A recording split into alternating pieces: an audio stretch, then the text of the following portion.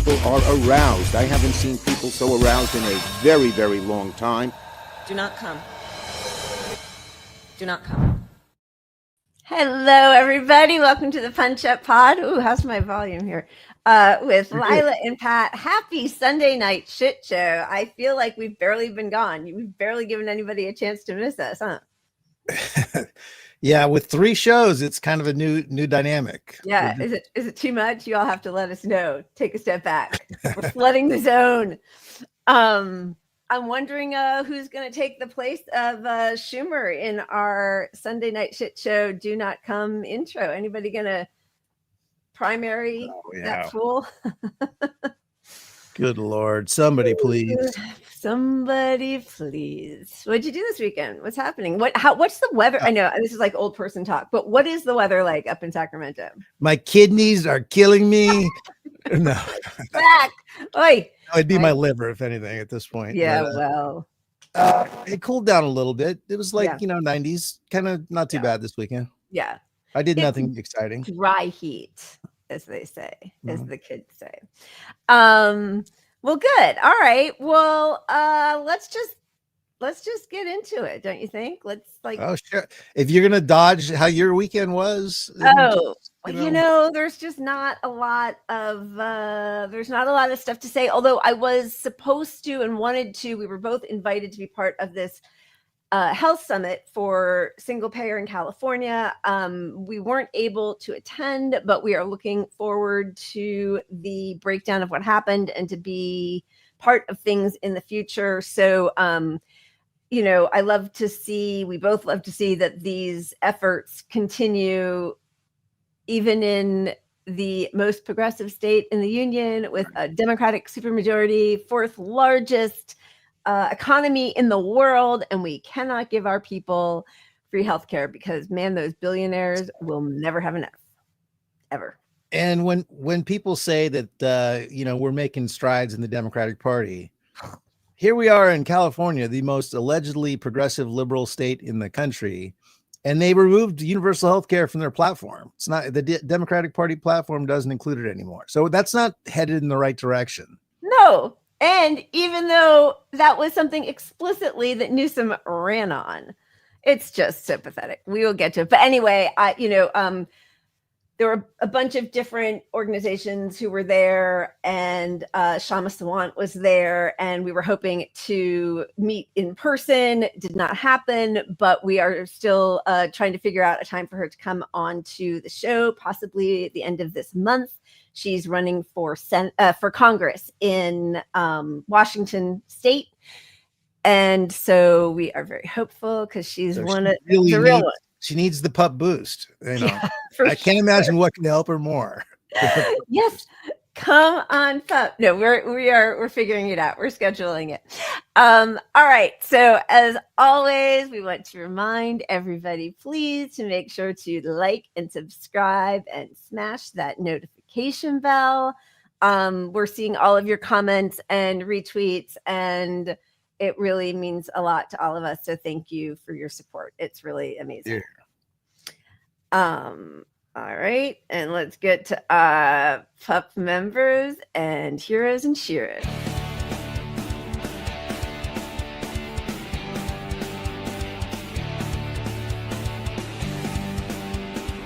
Thank you, everybody. Thank you. Look at all the new scroll back. Sorry, I took this moment quickly to put the AC up a little cooler because I am already burning up here. Thank you. Look at all those names. They keep growing. So thank you. Sorry. Normally I have a running commentary over that, and I was like, whoa, I'm hot. I get it quickly. Yeah. And we did update the list. Finally, we added some new members at the end. So thank you to the new members as well. Absolutely. Thank you. We really appreciate all of you guys. Thank you. All right. Do you want to spin first or do our cheers first? What do you think? Let's get our cheers going here. All right. So we have got 2 U.S. vets. We have Josephine Guibreau and Anthony Aguiar doing their best to fight against this ongoing genocide. Every American sitting at home right now needs to realize that you are paying for a genocide. Take this one. Rise up, America! Rise up! it is time to take back this country from these corrupt politicians. It is time. It is beyond time. We're going out to the voter dog. Thank you for your service. Cheers to them. I'll tell you, and I know we've talked about it so many times, I really do think it's going to get to a point where our military have like substantial confrontations with our police forces, because this isn't sustainable. They took an oath to the Constitution. I think it is morally offensive to their souls if they truly believe in their fight for the U.S. Whatever we may think about U.S. military invasions and, you know, the horror show of the U.S. empire, I think that for a lot of people, it's a sincere belief that they are upholding the values of what it is to be a U.S. citizen and to stand for this country. And it is so clearly not the way the U.S. behaves. So cheers to them. And I have to think there'll also be a crisis internally, you know, when they're using the reserves and the Jesus Christ, National Guard to you know, be involved in deportation efforts. There's going to be a conflict. I mean, it's not like it's going to be the National Guard versus the police force. It's going to be defections in the National Guard being public and, you know, that kind of thing first. And there, you know, we know that there are lots of, you know, like Reddit chat groups and a real concern about being held accountable in the future if they just follow orders, whether it's genocide or kidnapping people off the streets with no due process.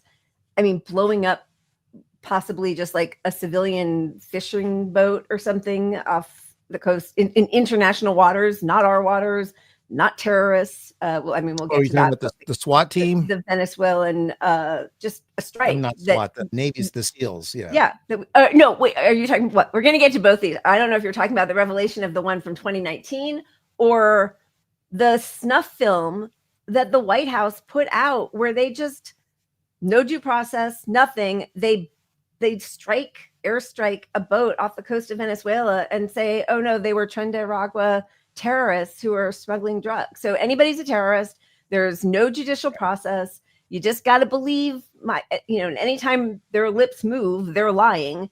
And we know that they're just calling more and more people terrorists, which, you know, is why I think, you know, in 2021, we made a big deal of the fact that the Biden regime came out with a list of domestic violent extremists, i.e. terrorists, you know, people who were protecting forests against climate disaster, people who were anti-capitalist, people who were anarchists, you know, like those became domestic violent extremists. So we will all be labeled that, and then they can just kill you and say they're taking care of terrorists.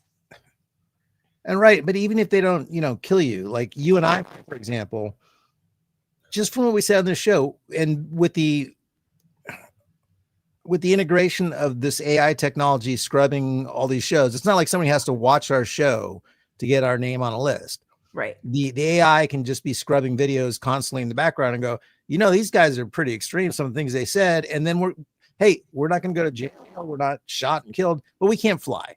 Yeah, we just can't fly. Like that's a real thing. Your bank accounts are shut down. You know, right? You can't move money. You can't take out any money.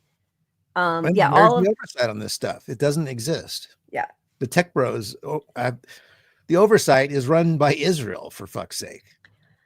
It is. That's the test lab of the AI constant surveillance, and we will, you know, all the things that they accuse China of, and the social scores and your currency, and we are walking either assets or terrorists to them, one way or the other. They're either going to make money off of us or deny us the ability to live, one way or the other.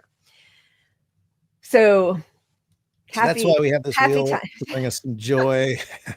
All right. We have the dueling wheel today. Pat and I are each taking turns with the wheel. Yeah, decide by the end of the show. Let us know which wheel you prefer. We got to lock it down and get one. I think. Yeah, I think you're right.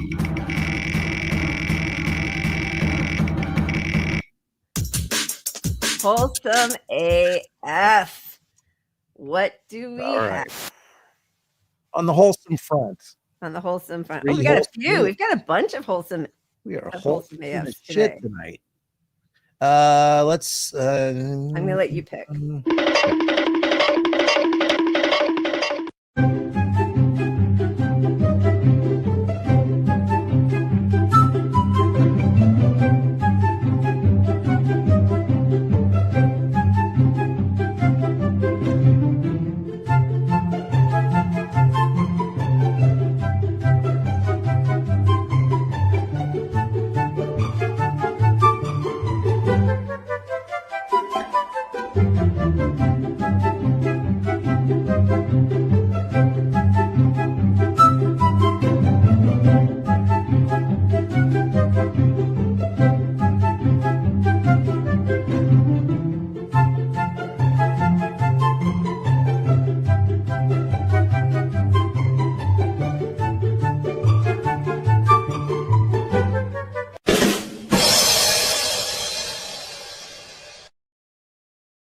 All right, Pat, I hate to be the one to say it, but you were wrong.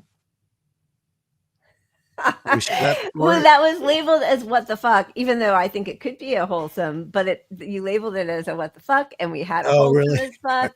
It's fine. There's a lot of fucks, and we also as fucks, and also we have possibly divided up into too many different categories.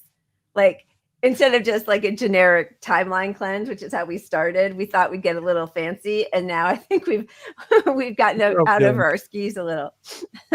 But that's pretty amazing what he was able to do there. I like it. Okay. Truth to Tweet says likes the old wheel better. Kimmy says she likes both. Sorry, no help.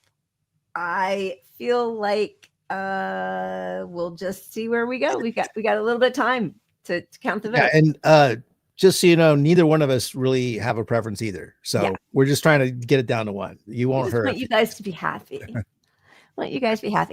All right, let's go to our disgusting oligarchy and just unbelievable. There's so much to say, but let's just start with this billionaire bootlicking dinner thrown by Trump. And I don't know if this was then at the end taken out into the Mar-a-Lago Rose Garden that has no garden. It's just pavement now. Yeah. But completely white dinner. Say again. The completely white dinner event. Yeah. Oh, yeah.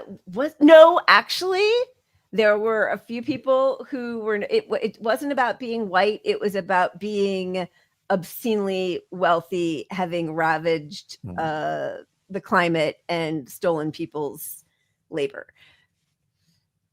Okay, so this is the dinner, and this is just a quick little oversight of who was invited to this beautiful dinner. Well, thanks for hosting us. I mean, this is quite a group to get together. Thank you, Mr. President. It's a great honor to work here at the White House and to work for you. Very grateful for your administration support. We look forward to working together, and thanks for your leadership. We're so grateful for that support. Thank you so much, obviously, for bringing us all together and the policies that you have put in place. Thank you very much. And also, I wanted to thank Madam First Lady for hosting. I want to thank you for including me this evening.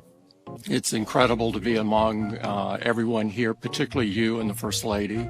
I also want to thank you for helping American companies around the world. I want to thank the First Lady for focusing on education. First of all, to echo the comments of Tim and others, thank you so much for getting us all together, and thank you for being such a pro-business, pro-innovation president. Thank you. Thank you for everything you're doing. Thank you for incredible leadership, including getting this group together. Thank you, Bill. That was very nice. The good billionaires praising him. Yeah, like almost all those people were Democrats a year ago. Democrats. Yeah, disgusting.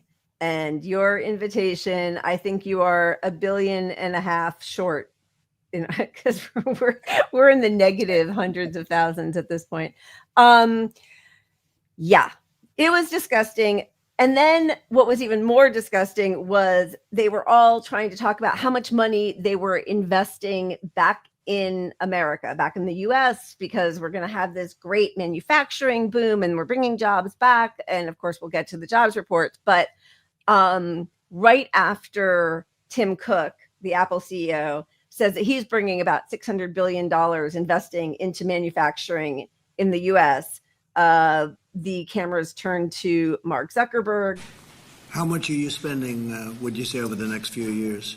Oh gosh. I mean, I think it's probably going to be something like, I don't know, at least $600 billion through 28 in the U.S. Yeah. It's a lot. No, it's significant. That's a lot. Thank you, Mark. It's great to have you. Sorry, I wasn't ready to do a for announcement. He said I wasn't sure what number you wanted to go with. I wasn't sure what number you wanted to go with. Whatever. It doesn't matter. It's all a lie. We're going to have tons of government subsidies and tax incentives. So it's no skin off his back. He can just make anything up. Yeah. And look, everyone in that room is there to get a deal, a sweetheart deal from the government. That's it. They're just buying access. You know, they throw out a fake number. So it looks like he's doing something to help our economy. I mean, even with $600 million invested from now, or $600 billion from now until 2028, that's a lot of money. But how many jobs does that entail? Is what it comes down to. How many jobs is a company running exclusively on AI going to really have? Well, that's the other crazy thing is it actually I mean, it's not compensating for all the jobs that are being lost, but that is going to be the next bubble because they are putting a ton of money into constructing all of these data centers that are destroying people's water and air for a product nobody wants and is kind of a bust on some level anyway. So when all of this goes up in flames, are they going to be too big to fail? Like, what are you going to do when, Meta and Palantir and, when they all go bankrupt, we'll bail them all out. Yeah, when we all revolt because we don't have clean drinking water because these AI centers are stealing our clean drinking water. Potable water is being prioritized for data centers that are removing our jobs, replacing our jobs. Yep. Even these big data centers they build, you're talking single digit jobs. Yeah.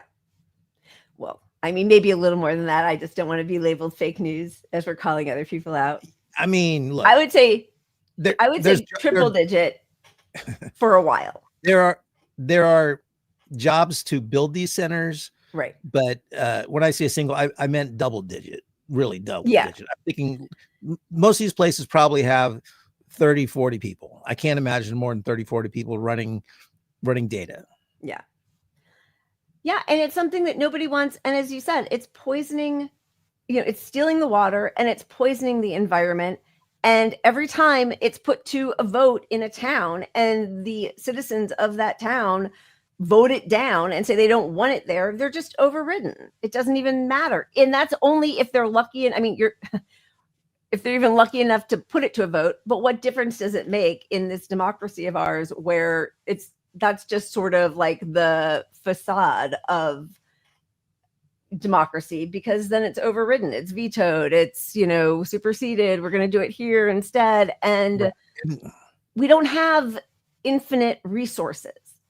That's why when people say capitalism is a cancer, it's because it relies on never ending growth and expansion.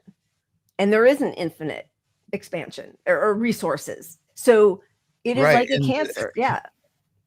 Well, the woes of capitalism have gotten us here to the place where you've got these cities that are going bankrupt and they need, and because they're so impoverished, they need a bigger police force because there's more crime because people are struggling. So, a new mayor in the city is like, I have the solution. We'll bring in this AI factory, this data center, and it'll give us, it'll front load our local economy with $50 million, which we can put towards cops mostly. Yeah, exactly. Yeah. And they get an incentive. It's just like bringing in the Walmart. You get this incentive for the early thing. Yep. And then over time you get bled dry by this deal. Exactly. And like Amazon, it's just, lather, rinse, repeat. They do it all the time. They put other businesses out of business. Then everybody in the town relies on it. And then they get a better tax incentive somewhere else. They're all moving to Texas or wherever the hell. And then that town just becomes, it's like what happened in Detroit or Gary, Indiana. It's what's happening to our farmlands now.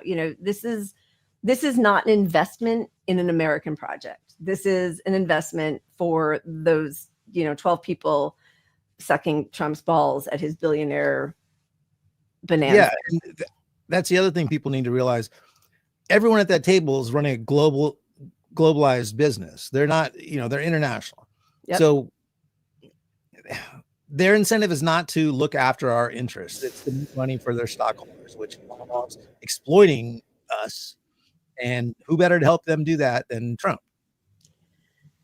Yeah. Although, I will say yes, Trump, but also and Biden and Obama, again, a bipartisan effort from all of the ghouls who are hell bent on destroying all of us. Because, again, most of these people either had heavy influxes of cash from Obama and Biden, or or used to be Democrats, and it really doesn't matter. They have no party, they have no country. They believe in one thing: money. Right. And when you can just look at what the Democrats are trying to sell us now. They're trying to sell us deregulation, with this abundance theory, which who would benefit from that the most? Everyone in that room is going to profit from abundance, which is why it really makes no difference who's in charge at this point. Yeah. Whether it's war or our domestic policies, it really doesn't. Okay. So that was, disgusting. And then just because he can't help himself, I'm not even, whatever. We don't need to show the gross wrestling video that he put out. He's just so vile, honestly. In addition, there's this siege on Democratic cities where Trump is bringing in, the National Guard and putting out ridiculous posts with himself looking like Marlon Brando, like a very slender Marlon Brando or a Martin Sheen in Apocalypse Now. And it's Shipocalypse Now because basically he's saying he's having a war on another Democratic run city of Chicago. I love the smell of deportations in the morning. Chicago about to find out why it's called the Department of War. Declaring war on one of the biggest cities in our country. Where again, crime is down there, right? It's not like this is some, Robert Duvall. Daniel is right. It's not like there is some real true emergency, which is his premise of his false pretense for justifying bringing in the National Guard is, well, as president, I have authority to declare emergencies but the guidelines are very clear about what is an emergency. It's just we don't have a Supreme Court willing to step up and put an injunction in place immediately.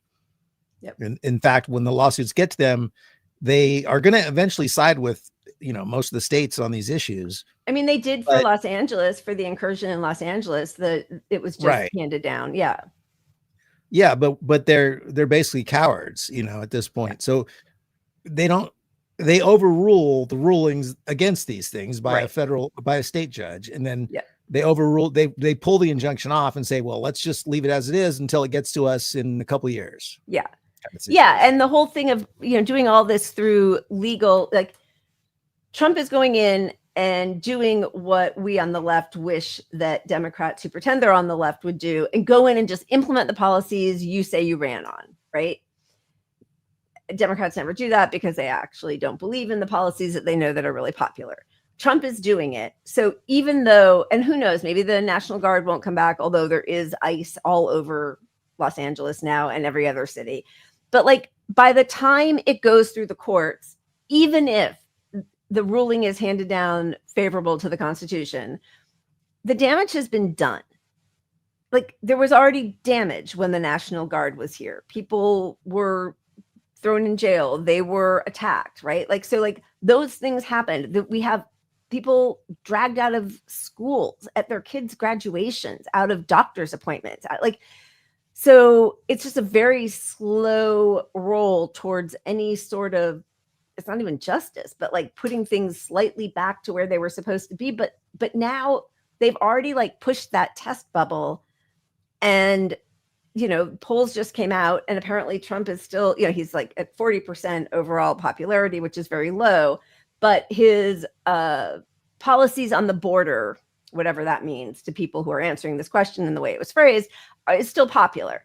So in his mind, that means that all of these really aggressive measures to strip people of any sort of civil rights, basically constitutional rights, like he thinks that that's what's keeping him going.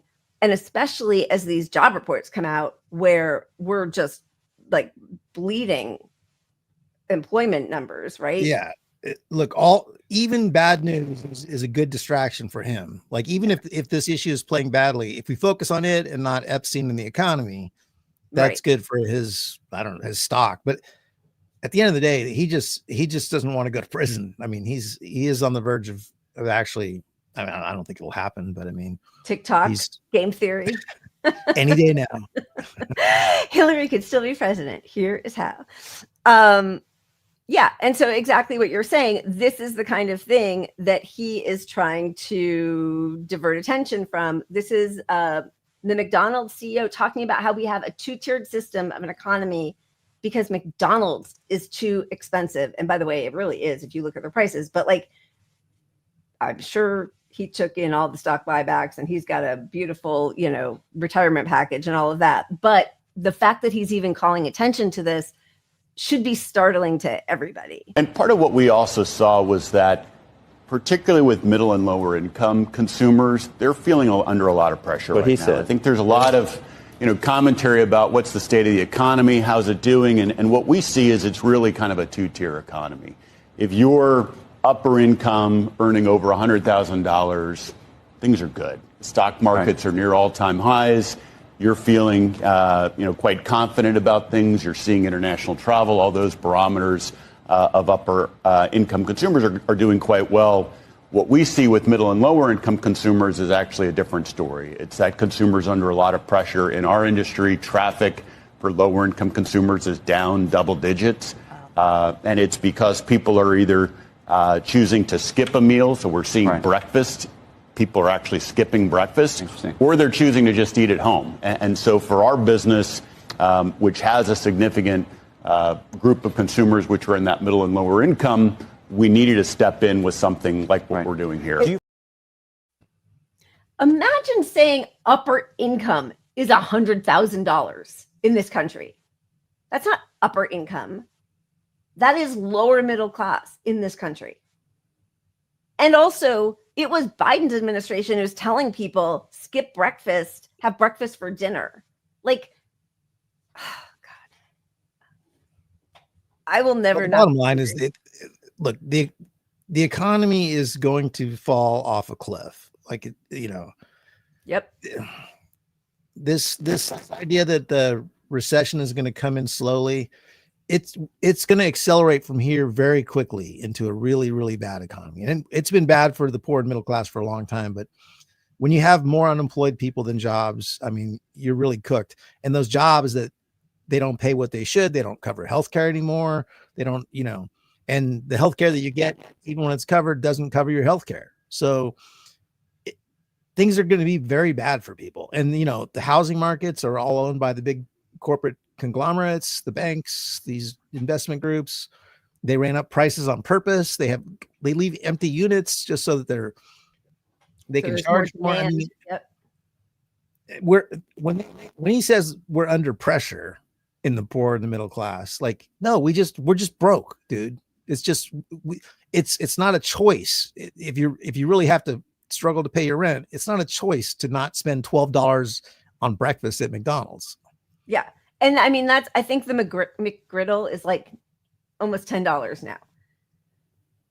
And that is the most fattening breakfast on earth, by the way. Don't ever get a McGriddle. It is like, it's your calories for the day. Honestly, it's really, but maybe if that's your only meal, have it. I mean, I'm not going to judge anybody on, having like a moment of joy, but it's ridiculous. Fast food used to be, at least, even though it was unhealthy, at least it was cheap. And now it's, both unhealthy and cheap. So it's, what's the trifecta going to be?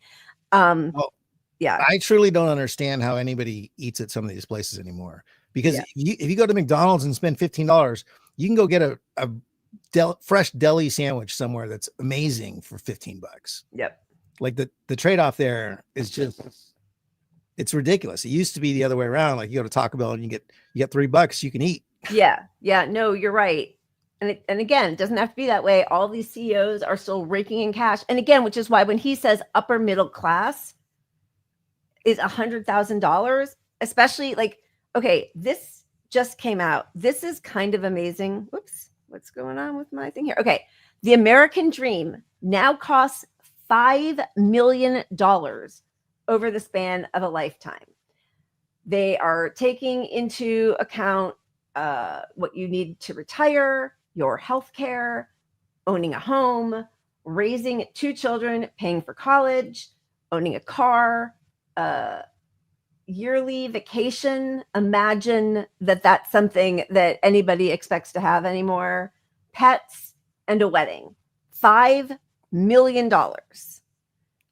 Almost $500,000 in the healthcare costs. Like that's the part that of all, I mean, that the rent and healthcare part is just like, yeah, look at that. That didn't used to be the case at all. Especially because obviously wages haven't kept up. So $100,000 used to sound like a lot of money, not when you have to spend, $70,000 just to rent an apartment for a family of 4 for a year or whatever it is. Like that goes really quickly when fast food is that expensive. And I mean, the truth is like there are times that people will go out and, you buy stuff to make for dinner and it's also really expensive, but at least like, leftovers or whatever, but like everything, groceries are crazy expensive.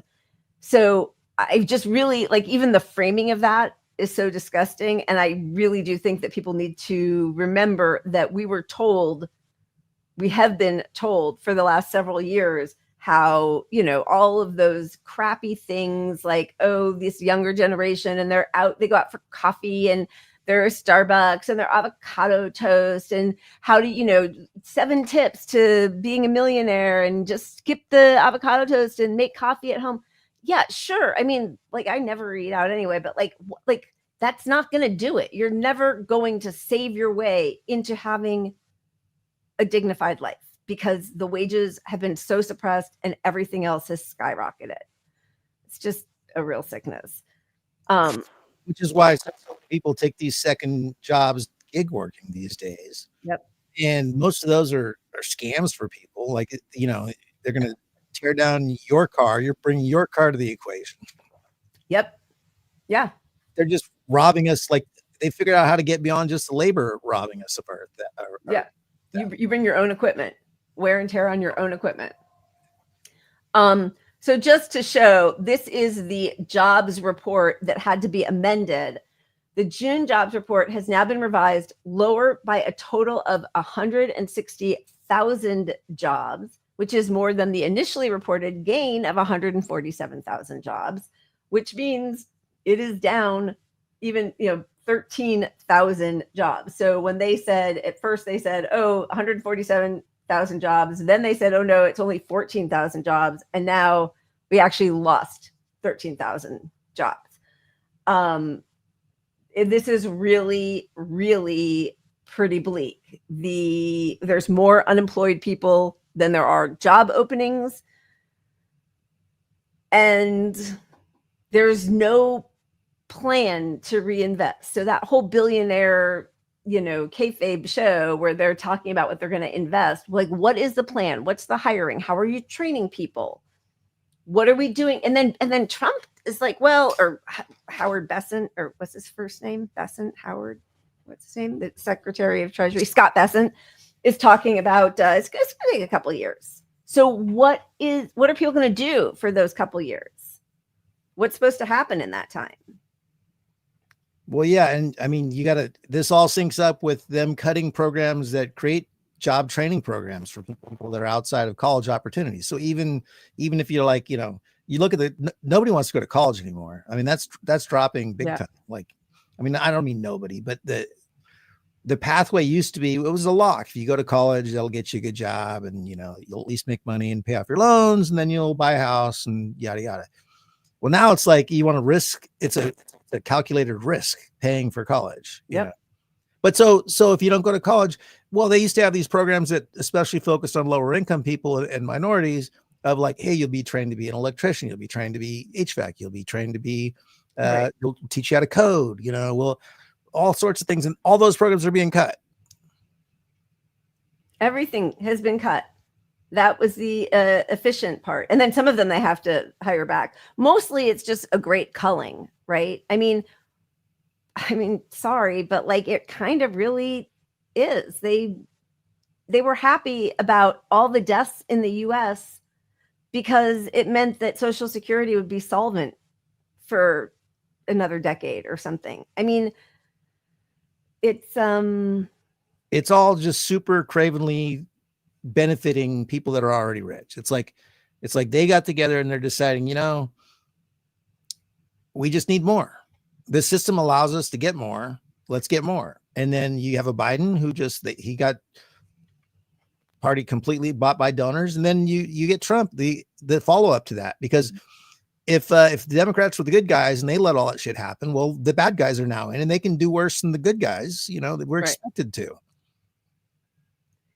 Yeah. And once again, I'm seeing in those liberal corners on social media, this sort of gloating when they see red states who are suffering, as if we aren't all suffering, as if everybody voted for Trump in the first place, or as if Kamala would have been better for those farms. I didn't hear her big, farm plan to invest in farms. I heard a $25,000 tax incentive if you bought a new house and you had also been a Rhodes Scholar or some bullshit. No, not really. That part was fake. But like everything else, it was like, the means testing and the bureaucracy. So this, this is really tragic. This is in Arkansas, farmers coming together because they don't know what to do. They are going bankrupt and suicides are skyrocketing. Almost everything that could go wrong for Arkansas farmers did go wrong this year. And it's so bad that many are facing bankruptcy or even the closure of farms that have been passed down for generations.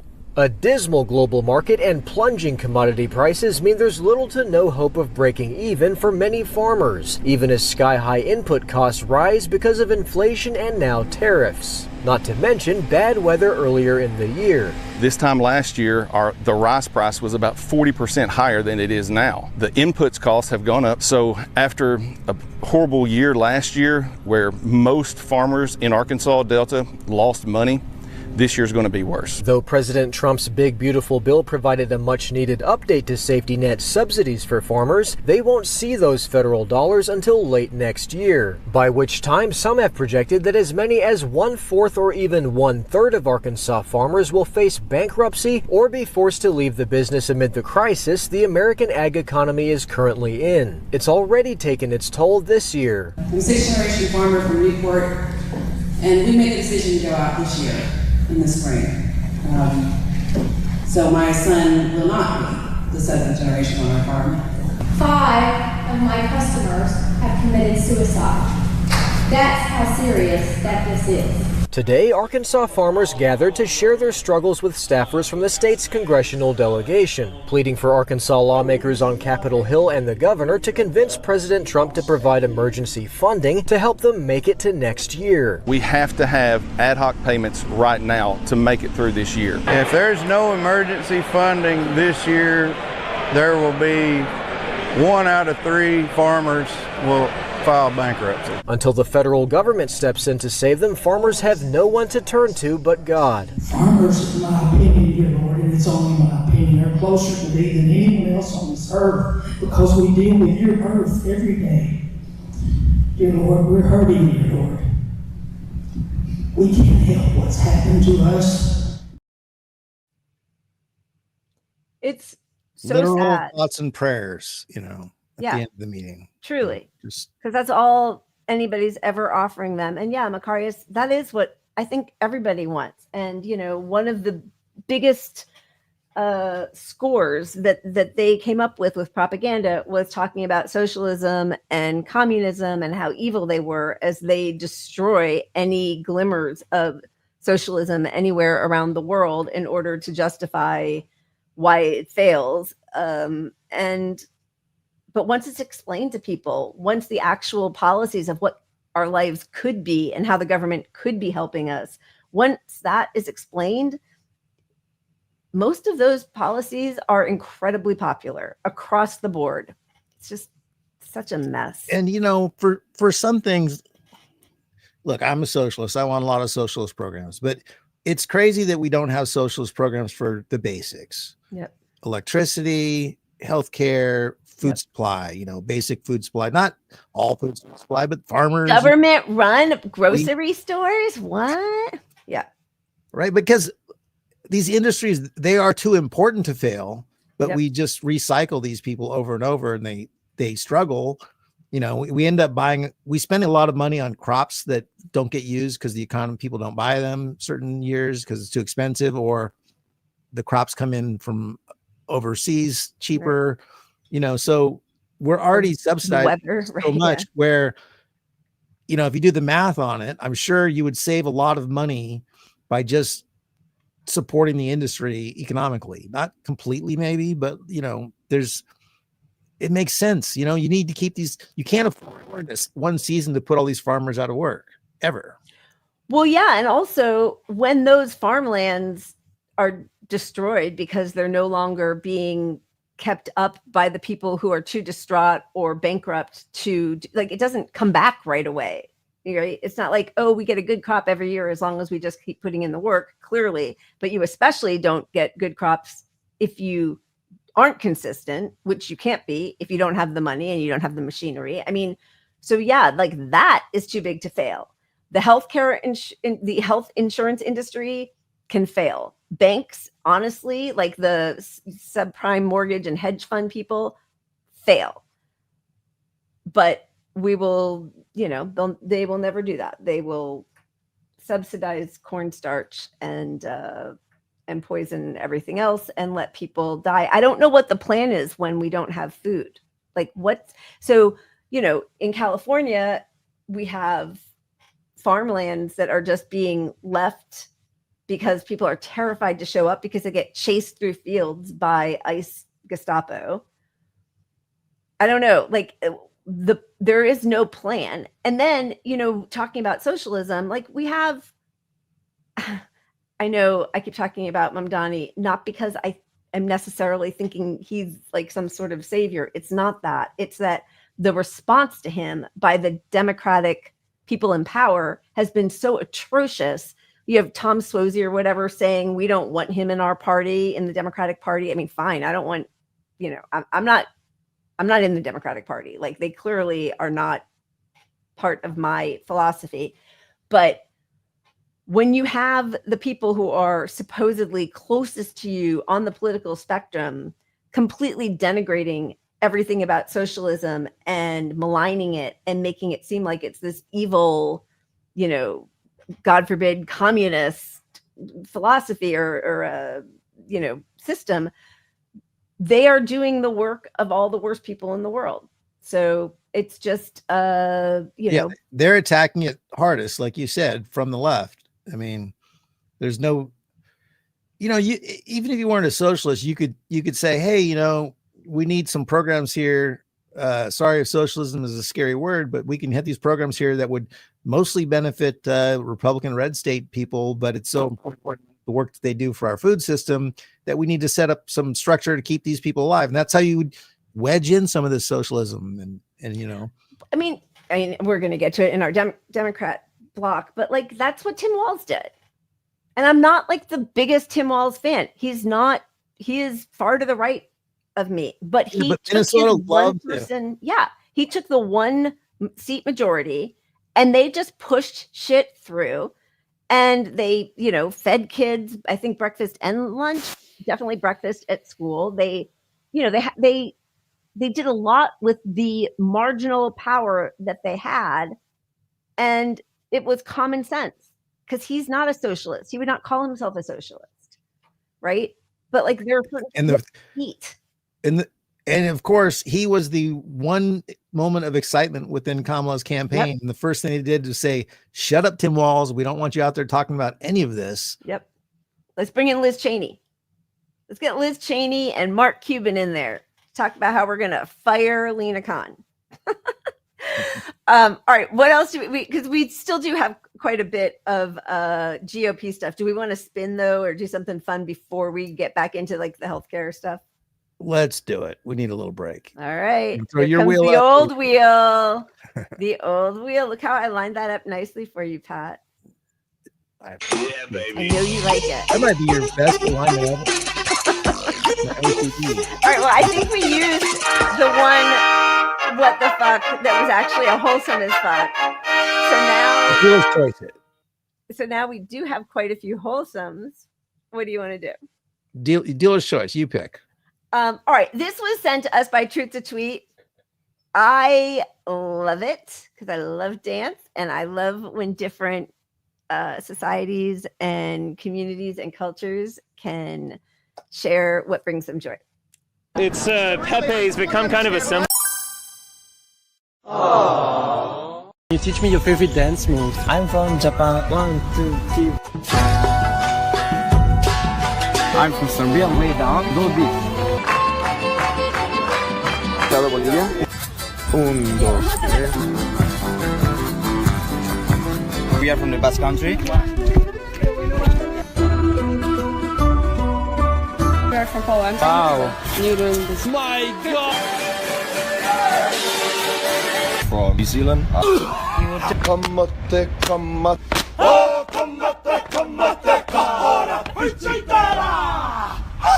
I'm Serbian. Right, left, left. Traditional dance from Mozambique. Kick and jump up.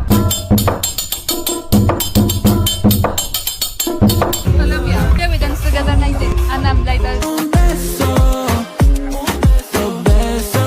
This is step from my request.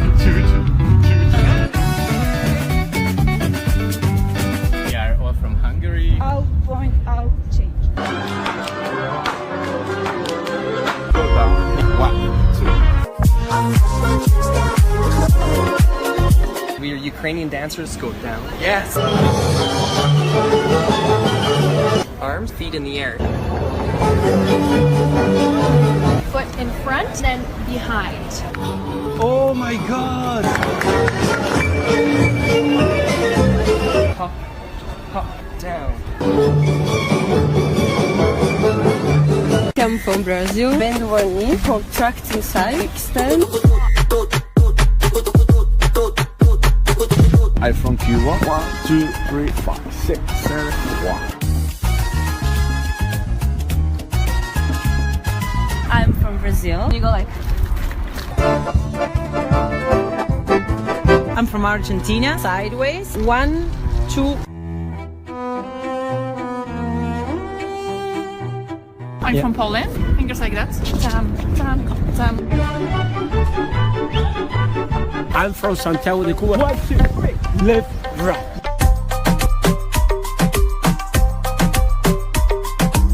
We're both Native American. We learn just hoops. One go one way, the other one go the other way. There you go! There you go! The excitement is really helping me. We're gonna do 4 hoops. I should do 4 too? Yes. Swing and then go. Yep. There yeah, that was really good. Okay, guys, we ready? should record now. Oh my God! Please, did you record that? Send it to my mother.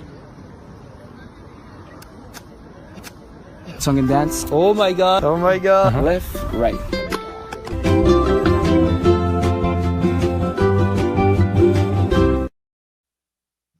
I just love it. I love it so much. I love the pride that people take in their traditional dance. I love his openness and like determination to do the way they are teaching him. I love it the way I love like Anthony Bourdain and food. It just feels kind and like United Colors of Benetton. I'm a child of that. Yeah, exactly. Yeah, it's amazing to me. I had a girlfriend who was she was a dancer and singer, mostly a singer, but she danced too. And I got to watch the rehearsals for a play she was in. And just seeing all these amazing dancers, how quick they pick up moves. I'm like, amazing. Just blows your mind. Like they start the show not knowing it. And then half an hour later, they're doing the whole 10-minute routine. It's a language. It's like, they just pick it up so fast. It's amazing. That brought me a ton of joy. Thank you, Truth to Tweet. Shared that with us a few days ago, and I love it. And yes, many of those would put me in the hospital, but I do love dancing. I'm a better dancer than I'm a singer, but I also love singing and food. So that's that. All right. I love that. All right. So speaking of making people healthy and happy. RFK, are we pivoting to RFK? Look at that. Do you like that transition? Nice. Yeah. All right. So where are we with the whole horror show? I know we showed a few videos from I guess it was on Wednesday that he had his sit down with the hearings. Did you want since then, well, there's we can show the quick recap of him at the Senate, which let's do that. He showed his ass a little bit there. Which one is it? Here we go. Got it. Yep. To just again some basic facts. Do you accept the fact that 1 million Americans died from COVID? I don't know how many died. You're the Secretary of Health and Human Services. You don't have any idea how many Americans died from COVID? What does WTF mean? What the fuck? Sorry? What the fuck? Sorry, dear. Secretary of Health and Human Services doesn't know how many Americans died from COVID. Doesn't know if the vaccine helped prevent any deaths. And you are sitting as Secretary of Health and Human Services? How can you be that ignorant? How can you be that ignorant? How can you be that ignorant? How can you be that ignorant? How can you be that ignorant? How can you be that ignorant? How can you be that ignorant? I forgot this editorial. Oh God, and we're frozen on that. The Secretary of Health and Human Services doesn't know how many Americans died from COVID. Doesn't know if the vaccine helped prevent deaths. How can you be that ignorant? How can you be that ignorant? Video I thought it was. How can you be that ignorant? How can you be that ignorant? Hang along, everybody. How can you be that ignorant? The Secretary of Health and Human Services doesn't know how many Americans died from COVID. Doesn't know if the vaccine helped prevent deaths. How can you be that ignorant? How can you be that ignorant? All right. That was totally not the clip because I had a clip that was all the moments there, but whatever it is. Did you forget to put that one up? Well, okay. I think I loaded that instead, obviously. Yeah. Lots of pre-gaming on Sundays. It's hard not to do a lot of pre-gaming on Sundays. I mean, the one thing I will say is it's a little late, but a lot of different organizations and doctors are bipartisan coming together to denounce his dangerous ignorance, right? But the other thing that I've really appreciated is seeing some epidemiologists and doctors online who were COVID conscious and were very aware what Biden was doing to public health during his regime, and realizing that, and asserting that this has been a bipartisan effort to kill public health. Like the you do you is not the way to do public health. You don't get RFK if he was presented as the kook he should have been the whole time. Yep. And Democrats didn't. In fact, he ran as a Democrat. I mean, yeah. he got trashed in the party for his anti-vax stuff, which he should have, but you know, it should have gone farther. They should have been these whatever words, all those guys should have been pushing back on Biden's policies from the jump. Yeah. And by not doing it, they created a void for this dipshit with all his conspiracy theories to be in charge of cutting all these programs and replacing scientists with anti-vaxxers. And not just anti-vaxxers, anti-everything. Like anything not that just helped the this COVID society, they're cutting. vaccine. Right. Because here's the thing, like, and we talked about this a lot at the beginning of Biden's regime, and people's hesitancy to take the COVID vaccinations had so many different germs of origin, right? It was that when those vaccines were first announced in Operation Warp Speed, Democrats, because Trump was still president, Democrats were saying that they didn't trust the vaccine, but they wouldn't trust the vaccine because it was manufactured under Trump. And I mean, I think probably a lot of us felt that way because he was a big, disgusting liar, right? But then they were tested. Real scientists came forward and talked about how effective these vaccines were, the first batch of the mRNA vaccines, and that the mRNA technology had actually been around for decades, and why those were optimal for confronting something that would continue to possibly mutate and create new variants because they, for whatever the technology, they could make adjustments. Yeah, you could quickly. Which they haven't really done. So there's that. Then they told people to take their masks off. Then they allowed Bill Gates, who, as far as I know, does not have a PhD in science or medicine or an MD, but he's been allowed to basically control the World Health Organization. And he denied vaccines to the global South, basically, because he didn't want to waive the patents. Like, so they have done so much to damage people's perceptions of medicine and public health. And also, by the way, like, you can't throw people off of Medicaid and also not give them health care, and also stop OSHA protections, and also take away the 10-day isolation period because the Delta CEO says so, and get everybody up in the economy, and then have them trust you on medicine and science. Of course not. No, and you nailed it in that by positioning Gates as someone who should be in charge of our medical system and have an impact on it, you allowed the right to villainize him, but then put in their own guy who's not a scientist and say, look, he's not a scientist either, but this is passion he's had his whole life is following this stuff, and he's litigious. He's won some cases for the people about, you know, polluting water, and I don't know, you know, his bullshit. But so we enable this guy, you know, let the not me, not you, Democrats. Right. And of course, the only reason Congress is pushing back is because they know their constituents have all bought this bullshit about the vax is the whole solution. Yep. And they're like, well, you're taking away the only thing that's a solution. It's that's it. It was the panacea of the vaccine, you know. We could have had clean air.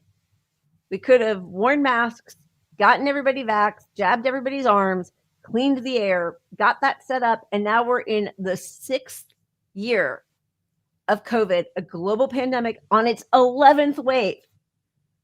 It's just, and we don't have vaccines. Actually, you can't get a vaccine right now.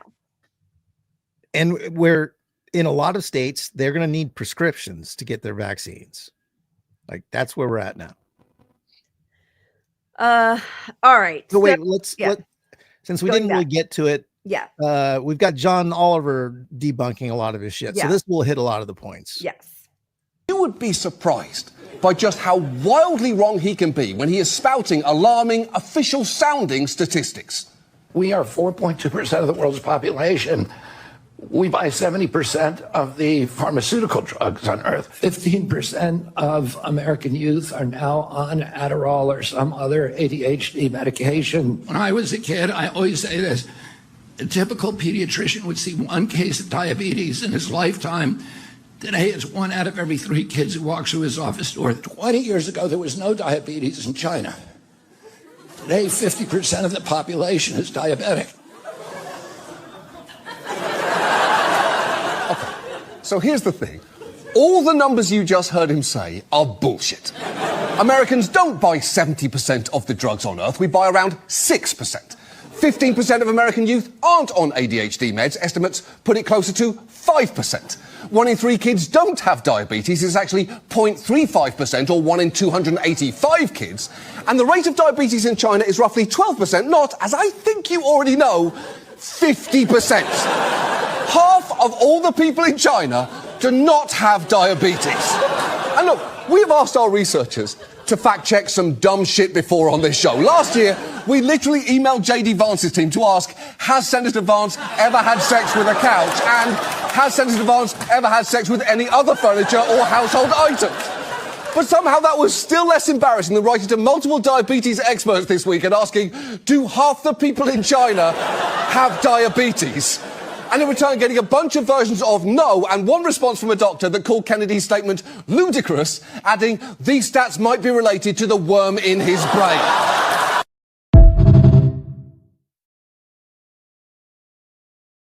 Truly, RFK Jr. should take away any notion anybody has of imposter syndrome forever. Like, you can do anything you want. You're going to be fine. What's interesting is I think it's twofold. I think as not bright as Trump is, I think he's a bit of a hypochondriac. So I'm sure he believes in childhood vaccines like polio and MMR and tetanus, like the old ones, which also did not have a financial incentive. So if we took away the financial incentive from science and medicine, that would probably quell a lot of people's fears and suspicions, right? Like when you see the internal report from the board meeting at Pfizer and they're like, hey, we just got rid of masks. So now Paxlovid's going to go through the roof because people are going to keep getting of course, that's going to make people wary of what trust the science really means. Take away the financial incentive and you take away the ability to be corrupted, right? Like Jonas Salk famously released the patent on his polio vaccine because he wanted everybody to have it. So that would have done a lot of good. But also, I think Trump is a little offended by his own MAGA base that they are so anti-COVID vax when it was his Operation Warp Speed that did help save a lot of people probably at the beginning when they were taking it. So this is what he's saying about, oh yeah, go ahead. Well, I was just going to say that is the whole thing, is that he's conflicted in that he wants to claim credit for ending the pandemic via the vaccine. Right. Which, Biden fucked it all up. In all honesty, he got a lot of shit for it, but Operation Warp Speed did accelerate the vaccine. It was on pace with what Biden was doing. So it wasn't like Democrats like to say that he was slow on the vaccine. He wasn't. He kept up the pace that Biden had created. Yeah. Well, no, wait. He did. No, Biden kept up the same pace. Right. Biden did not accelerate any quicker than Operation Warp Speed, which Trump had put in place. Yeah. Correct. Exactly. Right. Okay. So this is Trump, and this is Trump talking about vaccine mandates because Florida, the the Surgeon General of Florida. Well, I don't know if we're going to show that whole. We'll show that in a second. Yeah. Okay. All right. So this is Trump talking about vaccines. Can I ask you another Florida question? The vaccine mandates that were rolled back for school children. What do you think about that? Well, I think we have to be very careful. Look, you have some vaccines that are so amazing. The polio vaccine, I happen to think, is amazing. A lot of people think that COVID is amazing. There are many people that believe strongly in that. But you have some vaccines that are so incredible. And I think you have to be very careful when you say that some people don't have to be vaccinated. It's a very tough position. So I'd give you an answer. I'll give you a feeling. But just initially I heard about it yesterday, and it's a tough stance. Look, you have vaccines that work. They just pure and simple work. They're not controversial at all. And I think those vaccines should be used. Otherwise, some people are going to catch it, and they endanger other people. And when you don't have controversy at all, I think people should take it. Okay? One more. Maybe he should have gotten out ahead of it. Like, seriously, what a fucking moron. Like, why? All right, we all know that RFK Jr. dropped out so that, and for the promise of being part of the cabinet. But like, Trump's the president. He has much more power than RFK Jr., especially after he already won the presidency, because, you know, he was worried that RFK Jr. was going to like eat into his votes. But like, get out ahead of that. Yeah, it is. And because probably for Trump, he's smart enough or scared enough to know that we are all only as healthy as our least healthy. And you really do not want childhood diseases that have been eradicated making a comeback, because you might not, like, your grandbabies might not be protected, right? Yeah. And look, we're all, if the states just had walls and you could say Florida do yourself, I mean, we would still say, hey, you know, there's good people living in Florida. So that would not be the argument. But regardless of that, if you make it a states' rights issue, well, we're so interconnected with flying, and, you know, Florida is a big stop on a lot of flights. It's a so huge like tourist spot. Yeah. What happens in Florida ends up everywhere. And yeah, people from around the world bring COVID to Florida, you know. And he loves Florida. That's his Mar-a-Lago. That's his getaway. Yeah. So the Surgeon General in Florida is they're ending, you know, they're trying to end all vaccines requirements for kids in the school, which is the big issue. And if you want to hear how not intelligent this guy is, that's why I want to show the video. Because RFK just enables more of this guy. You know, it's just trickle down idiocy. Where is he at? I got it. You want me to put it? Yeah, hit it. It all moved. Here we go. 1 second. Oh my God. There it is. Okay. The vaccine mandates absolutely positively should not be something that is part of our society. I'm looking at this report from your department from April, showing that more people in Florida are seeking religious exemptions for vaccines. And at the same time, Florida is seeing rising cases of hepatitis A and whooping cough and chickenpox. This is in your own report, your own department's report. Before you made this decision to try to lift vaccine mandates for Florida, which include obviously public schools, did your department do any data analysis? Did you do any data projection of how many new cases of these diseases there will be in Florida once you remove vaccine mandates? Absolutely. So absolutely not, because it's not a, you know, you mentioned whooping cough there. So there's this conflation of the science and sort of what is the right and wrong thing to do. So scientifically, you mentioned whooping cough. So that's an example. This is part of the issue with informed consent. That's an example of a vaccine that is ineffective. The data show that it's ineffective at preventing transmission. So sort of mandates with that really don't have anything to do with the notion of transmission. And then in terms of, you know, like analysis, well, ultimately, this is an issue very clearly of parents' rights. So do I need to analyze whether it's appropriate for parents to be able to decide what goes into their children's bodies? I don't need to do an analysis on that. So you're trying to lift the vaccine mandate in Florida, and your department and you did not even do a projection as to how this could impact public health. So you have not prepared hospitals in the Florida counties most at risk with the best treatments for any outbreaks of measles, mumps, rubella, whooping cough, polio, and you have not looked into how many kids might now get these preventable diseases? That's what you're saying? No, that's what you said. What I'm saying is that it's an issue of right and wrong in terms of whether parents should be able to control, have ultimate authority over what happens to their kids' bodies.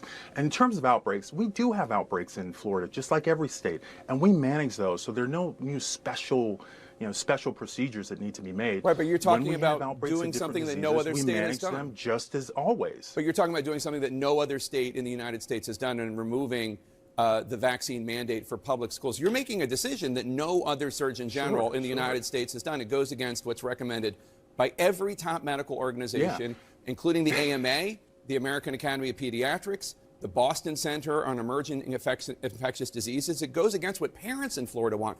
82% of parents in Florida schools said public schools should require vaccines for measles and polio with health and religious exemptions. It goes. First, do no harm. That is, I mean, it's incredible. It really is.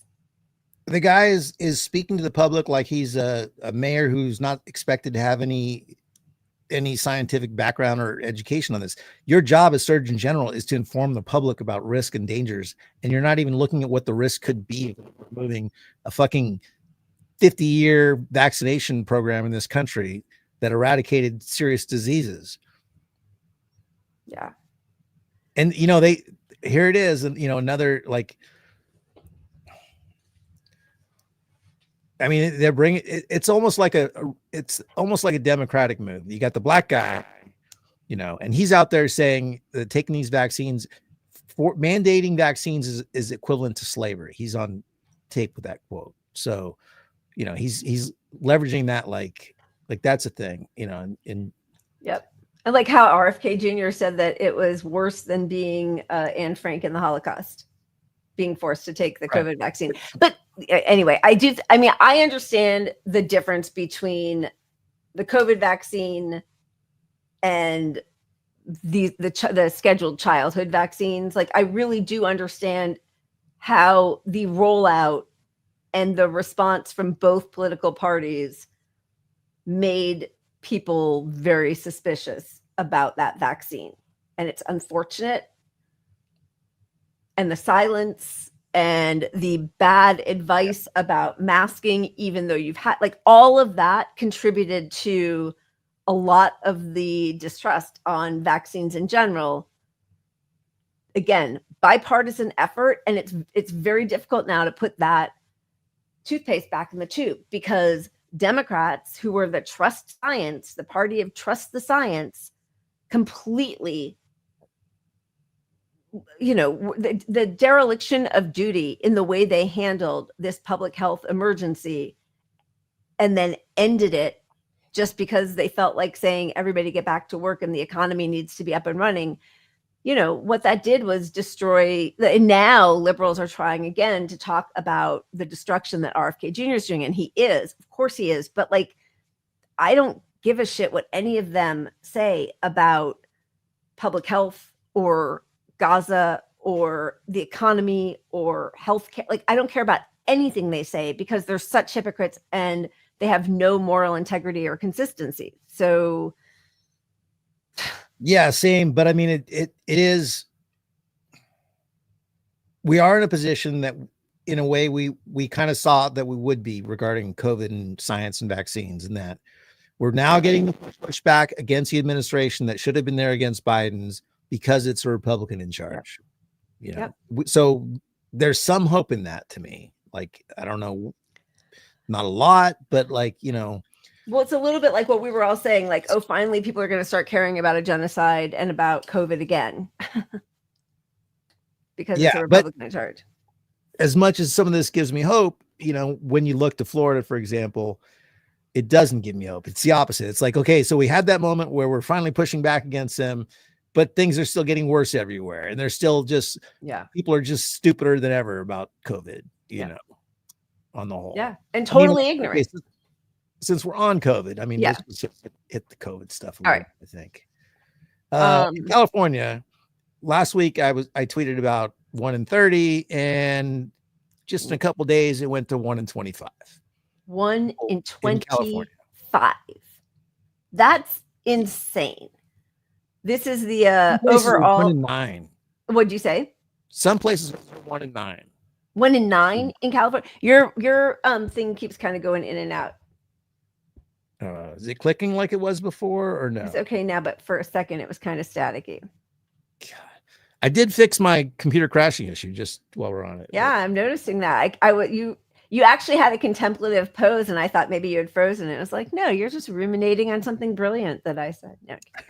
Of course. Yeah. Okay. So COVID new cases, 133,000 estimated, new deaths, almost 300. And again, the people who aren't dying are still like their immune systems are being affected by every repeated infection. We are in the 11th wave. And if you notice, when the whole country shut down, which whatever that was, whenever that actually happened in 2020, that is like half the peak that we're at right now. I mean, we're at almost a million infections a week. And to me, that the thing is, even if you frame it as there's only, do you die or not from the initial exposure, like forgetting about the long-term effects of COVID, which is what most people don't even know their long-term effects, right?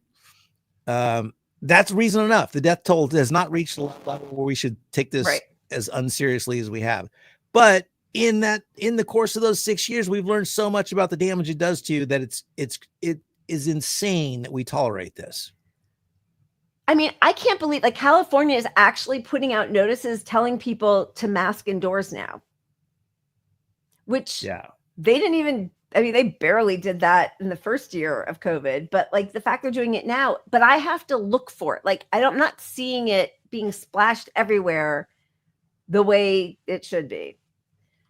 All right, should we spin and move on? Because we still need to get to Democrats. And, you know, we didn't even talk about this. Well, a little bit, we talked about what happened in Venezuela, but like the fact that we are now the Department of War proudly announcing the Department of War, which again, on some level, I think I'm fine with because that's what it is. We don't have a Department of Defense or diplomacy. But the kind of glee that these troglodytes, you know, wear as a badge, like this is us, you know, this is our Secretary of Defense, Secretary of War, I guess, official U.S. Department of War account, Pete Hegseth, who can't even do a fucking pull-up. And he's going to be, you know, proudly talking about how we're the Department of War. And then that snuff film of the targeting of a boat, like just even if those people are drug lords, they are not enemy combatants. They are still civilians. You can arrest them, although I don't think we have jurisdiction in international waters, but okay, and put them on trial. You don't get to just fucking bomb them to smithereens, put out a video proudly, and then just be like, yep, those were enemy combatant terrorists coming to our shores in a like little fishing boat. It's insane. Pentagon officials even say the Trump boat strike was a criminal attack on civilians and that they probably broke international law. And then you have, you know, J.D. Vance saying killing cartel members who poison our fellow citizens is the highest and best use of our military. I mean, I can't believe that I have Brian Krasenstein in here, but okay. Killing the citizens of another nation who are civilians without any due process is called a war crime. I don't give a shit what you call it. This is what is going to happen to anybody they don't like, which is, I think, why the like seeing so clearly what the U.S. and Israel are doing and have done to Palestinians to dehumanize them, make them all terrorists, no matter what destruction and horrors the IDF do to Palestinians. It's, well, they were Hamas. They were the child of Hamas. They were going to grow up to be Hamas. They're all Amalek. They're all evil. Like that playbook, that boomerang effect, because that playbook that has been so not precisely, obviously, as they level neighborhoods, but they have played this out now for almost 80 years of maligning, desecrating, dehumanizing the very people they are occupying and genociding. And it's worked. up until just recently. And that is exactly what's going to happen to anybody they don't like back on our soil in the UK, in Europe. Like this is what they're going to do. Yep, he was a terrorist. So we have a Department of War who proudly blows civilians out of the water. We know nothing about them at all. Where's the consequence? It's wild to me. To have something called the Department of War just really says it all. Like, that's just disgusting. And it reminded me of, wasn't it Jill Stein on our show when she was calling for the Department of Peace? Yes. She wanted to set up a Department of Peace. And like, I don't think Jill Stein's some panist. She was not some great pill that would have saved the world or anything, but like the difference in thinking, like, you know, it's the opposite. It is a Department of War now, where we go to war for our economic interests openly. We've always done it, but now it's out in the open. Well, we've always done it, and we're not supposed to, which is why they had to call it the Department of Defense, which is a propaganda term, right? Like, you're not supposed to be a country that's always at war. Like, who are the countries that are always at war? The US and Israel. I mean, that's kind of it. The two lunatic countries in the world are always at war, but that's not cool. So you don't want to admit it. So you say everything is defensive and everybody else is a terrorist. But again, like, we're like the party of opposition, crickets, nothing. They just don't like that it's being, you know, just like everything else with Trump, who's ripped off the mask. It's just, it feels crass, and they like the facade much better. Look, they love all of this. Like we keep saying, you know, a couple years of it just wrecking our economy and us hating how the world looks makes it easier for them. Okay, that's what they think, and we can talk about this on Wednesday when we poll, because a few new polls just came out. Democrats are still less popular than Republicans, even right now. Clearly, I mean, we know why, and we'll talk about it. But like, I mean, I don't know. Yeah, maybe they'll win in the midterms, but like, it's not a given, because if anybody can still defeat from the jaws of victory, it's Democrats. Yeah. Well, it's not that none of these people are being won over by Trump. Right. But they're just like, fuck you, Democrats. Yeah. You're not fucking Why would doing I vote shit for for you? me. Yeah. That's it. That's it. All of it. Yeah. There's nothing deeper than that. All right. Should we didn't even talk about the revelation of the SEAL team killing North Korean civilians, and then that's what I was talking about earlier. Their lungs. Yeah. I mean, this is a crazy story from 2019. And we'll talk about it, but like, high-ranking Democrats knew about this.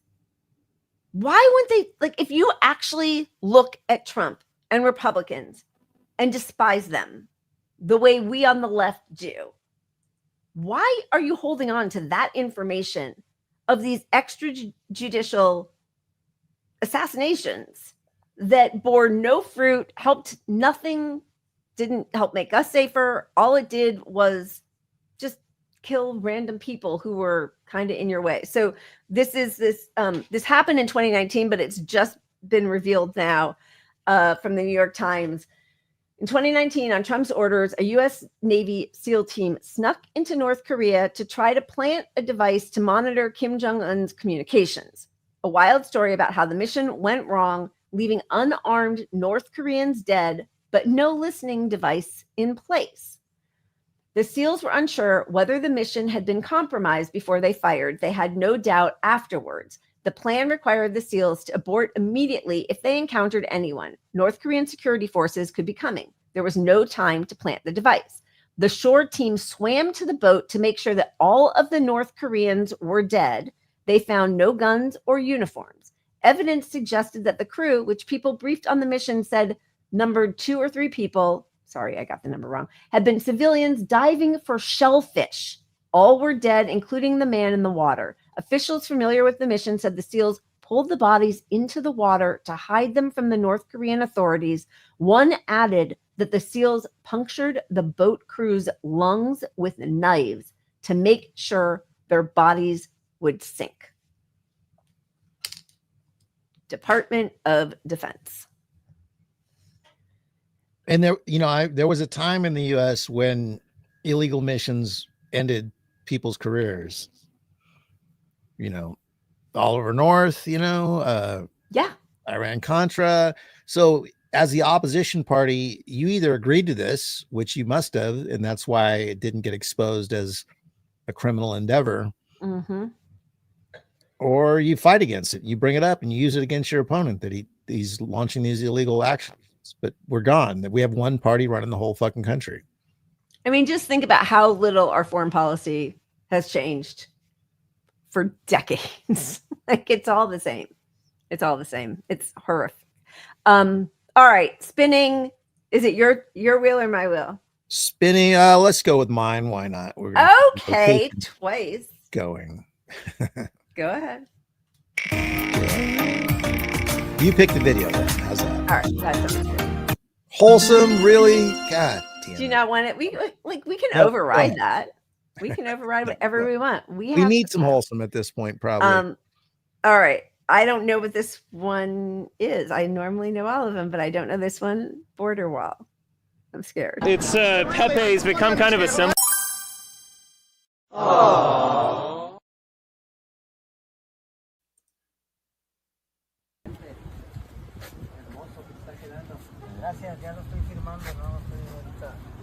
A ver, porque cuando lo termine para que sepan quién lo hizo, ¿cómo se llama? ¿Cómo se llama? El mural. ¿Usted? Yo, Libre Gutiérrez. ¿Y el mural? Abrazo mutuo. Ok. ¿Cuánto tiene que lo comenzó? 3 semanas. ¿3 semanas y ha hecho todo esto? 3 semanas. Wow. Intensas de 14 horas. Wow. Está... Abrazo. Está hermoso. Se inaugura hoy a las 4 por si quieren venir. Oh, ok. Ok. Muchas gracias. Se mueve mucho en bueno, aquí lo van a conocer. Aquí lo van a conocer. Hermoso.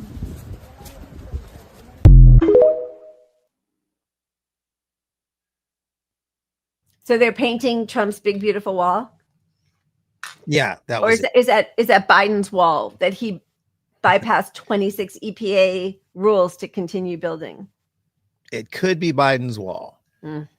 Could be Biden's wall. The wall is so fucking stupid. I mean, there are a million ways around the wall, through the wall, between the wall, over the wall. Yep. Now we're going to spend all this money to paint it black so it's hotter to the touch. Destroys the environment, the wildlife. And the other thing I was thinking about with all those billionaires, like, they don't have borders. They go wherever they want. And people call them job creators. They're not. They are the biggest mass murderers on the planet. And they just get to go wherever they want, destroying communities, destroying whole countries, inciting, color revolutions and, overthrowing democratically elected socialist leaders. I mean, they're like the most revolting people in the world, and they have no borders. God damn it. Yeah. I hate them. That would have been a perfect opportunity, actually. Do they have food tasters at the White House? Like, how do they know they're not being, that the food is okay to eat? I don't want to say anything out loud and then get a knock on the door from the feds. But, like, how do they know? They've got, like, you get all those people in one room together. Where's our Navy team, Navy SEAL team? Come on. What's going on? I mean, and just Anonymous. Can Anonymous do something? Have they been relevant in the last 15 No, they got kind of lived out. Actually. Yeah, do something for fuck's sake. They don't care. I mean, I would suggest ending student debt. How about just ending debt? Like, just crash. Like, how hard would it be to add several zeros to everybody's bank accounts? Like, that start with the lefty podcasters. Yes, I think right there, and all of their wonderful viewers and members. Add the zeros, man. Pup fans, throw some zeros. All right, I don't think that was joy enough. Let's throw some pup shit in there. All right, do it. Let's see. Here we go. You just didn't learn. Clearly the trash can didn't work. Well, you've gotten yourself into quite a predicament, haven't you, Charles? Huh? Hey, whoa, what y'all got going on over here? Cannibalism. Hey, I didn't fight!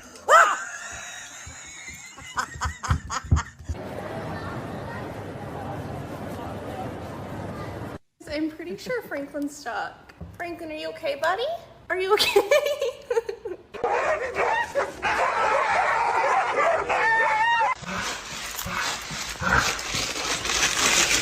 Now stay the fuck out of shit.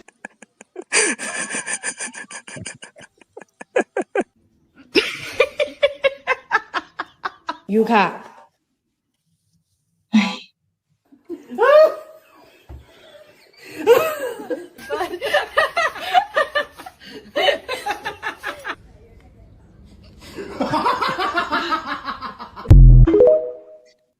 Oh, they're so sweet. I feel like they're not like cats, right? Like if they land weird, they can break their backs. Cats don't land weird, you know? Mostly, yeah. They're cute. That's very cute. All right. All right, let's move on to Democrats, the party of opposition, and let's see what they're doing. Mayor Adams was offered a bribe if he dropped out of the New York City mayoral race. Trump offered him a position where we don't know, but he has refused that beautiful offer, the big, beautiful offer. And this is what he has to say. He's turning his sights right now on Cuomo. And to New Yorkers, I want to speak directly to you. There has been so much speculation, communications, announcements of what I'm doing, no matter what I have stated over and over again publicly. So I want to be clear with you. Andrew Cuomo is a snake and a liar. A snake and a liar. We should have started with that. Ooh, I think a bug just went into my wine. And is that just protein? It's like, it's like an appetizer. Yeah, I definitely will. Alcohol kills everything. Let them fight is what I say. This is so glorious seeing Adams shred up Cuomo. It is. And he talked about his, God, we pulled the video last week and then I think we didn't show it, but was it him being anti-Black? He accused him of being really racist. I can't remember. I don't think we showed it. We didn't show it, but yeah, anyway. Yeah, it's fine. I think I just swallowed the bug anyway, so it's all going to the same place. All right, but we still have the Democrats not endorsing Zohran Mamdani, and he's such a trooper. I have to say, like, he goes on CNN and gets the most ignorant and sort of manufactured questions that Abby Phillip didn't come up with any of this, but her corporate overlords tell her how to phrase a question. Did completely. It's just vile. Like these are not journalists. I know we all know that, but like every day they show their whole asses and it's just disgusting. The United States, you have benefited from this country. This is what your critics say, but you don't support the system, the economic system that perhaps you benefited from. Is that right? I love this country. And I'm also a New Yorker who has loved this city. And one of the things that I love most about the city are its parks. And its parks and the Parks Department was founded by a socialist mayor of New York City, Fiorello LaGuardia. These are all parts of the same story. And the idea to simplify it as if a critique of capitalism is to be un-American, it speaks to a lack of understanding of the breadth of our history. I think he just told her she's ignorant as fuck. Right? He did, and I love that. They're really not doing themselves a favor if they're attacking democratic socialism by putting him up there and in the Chiron trying to smear him with democratic socialists. Yeah. So it should say Democratic candidate for mayor in New York, right? But they don't put it on the party like he's But the party doesn't want him. Actually, the umbrella's not big enough for him. Good. Right. I mean, I agree with you. I know what you're saying, but yeah, sorry. Well, I mean, beauty of him, he's so good at putting their fears to rest that at some point they're just going to stop putting him on. I mean, I don't know how they keep doing it because he's won every battle with the public anytime he's spoken on TV. He is really good at this, and I know that can be worrisome a little bit. Yes, I eat the bugs and Pat eats the worms. I saw somebody else say that you eat the worms. Jay was saying you eat the worms. Yeah, there we go. But yeah, I mean, that is the thing. Yes. No one knows the history. Although I do feel like a lot of people on the left, of course, we know. Which is why when, remember that rant that was at the beginning of Jeff Daniels did it for the Aaron Sorkin show, wasn't Newsnight. What was the show, where he's like, somebody raises her hand and says, why do you think that America's the greatest country? And he's supposed to be a Republican, and Jeff Daniels, and he was like, we've never been great, and he gives all these things that America hasn't done very, that's gone against everything we're supposed to stand for, and people love that, and they're like, well, I'm a proud liberal. But what that does is it makes liberals feel like they're the reason that we've gotten any working class or civil rights laws passed. And of course, it had nothing to do with liberals. Liberals fight against that every step of the way. Whether it's, I agree with everything you're saying, just not the way you say it, or you just vote, or, well, that's illegal, you shouldn't do it that way, whatever. Liberals do fuck all, and then they want to take credit for it. No, it's the left. It's the anarchists. It's the communists. So anyway. Yeah, but yes, I think she might have been a crush. Yes, any good thing that's ever happened in our country, because we forced our politicians to fucking do something. So if we want something good to happen again, we have to fucking force these guys to do something. That's right. Newsroom. Yeah. The newsroom, which I actually really like, but Jesus. Yeah. So he does that. I think he's great at that. Then, and here's a bit of a problem for those of us on the left is, listen, I prefer Bernie to AOC any day of the week, all day long, but he's not always great.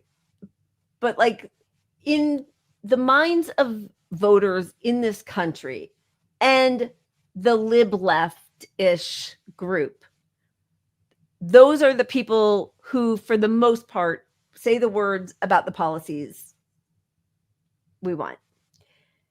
So while it's really upsetting to see sometimes that he's hanging out with people who have not been as forceful, especially AOC. I mean, I have to say, I know Bernie is still a Zionist. He still believes in Israel's right to exist, Israel's right to defend itself. He calls Hamas terrorists. He blames us all basically just on Netanyahu and the Likud government. And while none of that is accurate, he is one of the very few people who has been, from fairly early on, trying to prohibit the U.S. from sending weapons. Not nearly good enough. I totally agree. But it's very slim pickings. And if you are a politician wanting to win a seat, I understand why he has to embrace, Bernie especially, and AOC, New York, I get all of that. So I feel uncomfortable about all of it. What are you feeling? How are you either defending it or not defending it, or what are you doing? I'm pretty much in a wait and see. I think to attack him, he's not going to turn down Bernie's support. He's not going to turn down AOC's support. And if you want a national movement of democratic socialism, you have to just include those guys. Let's just be real. Yeah, you do. It's just political realism.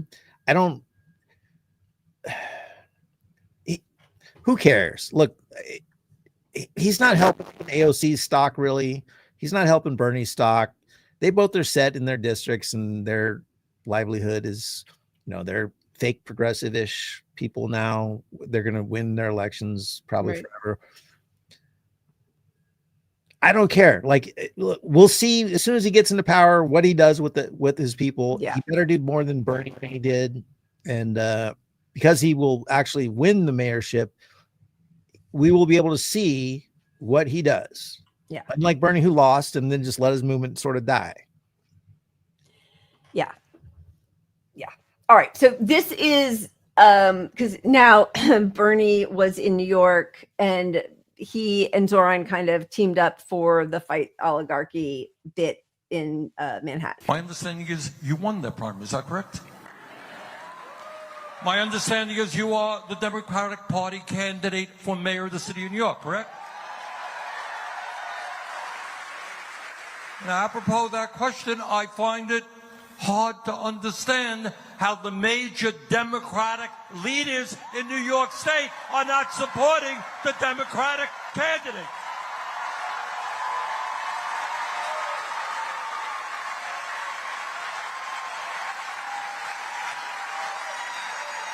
If a candidate starting at 2% in the polls gets 50,000 volunteers, creates enormous excitement, gets young people involved in the political process, gets non-traditional voters to vote, Democratic leaders will be jumping up and down. This is our guy.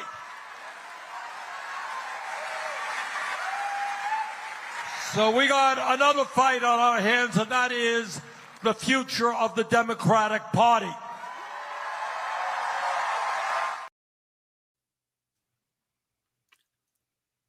That reminds me of when I used to have hope.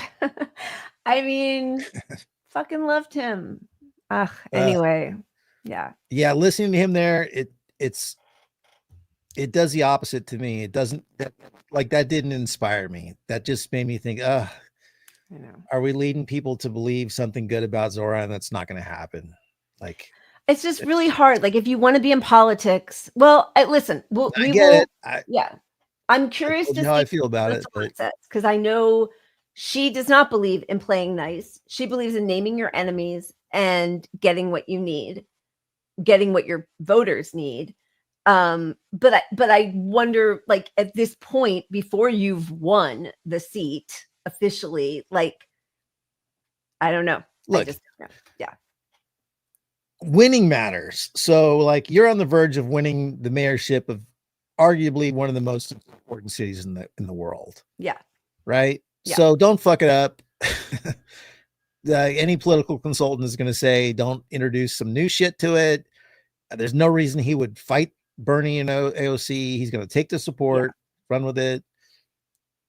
It's only an addition. He's not going to get hit in New York because people hate AOC or hate Bernie. Right. It's not going to hurt him. So yeah, it's an addition. You want to add people to your I think so too, as long as he doesn't, change what he has to say, and that we just have to wait and see. And of course we will call him out if that happens. But I agree. Like, politics is building coalitions. Like, yeah. Okay.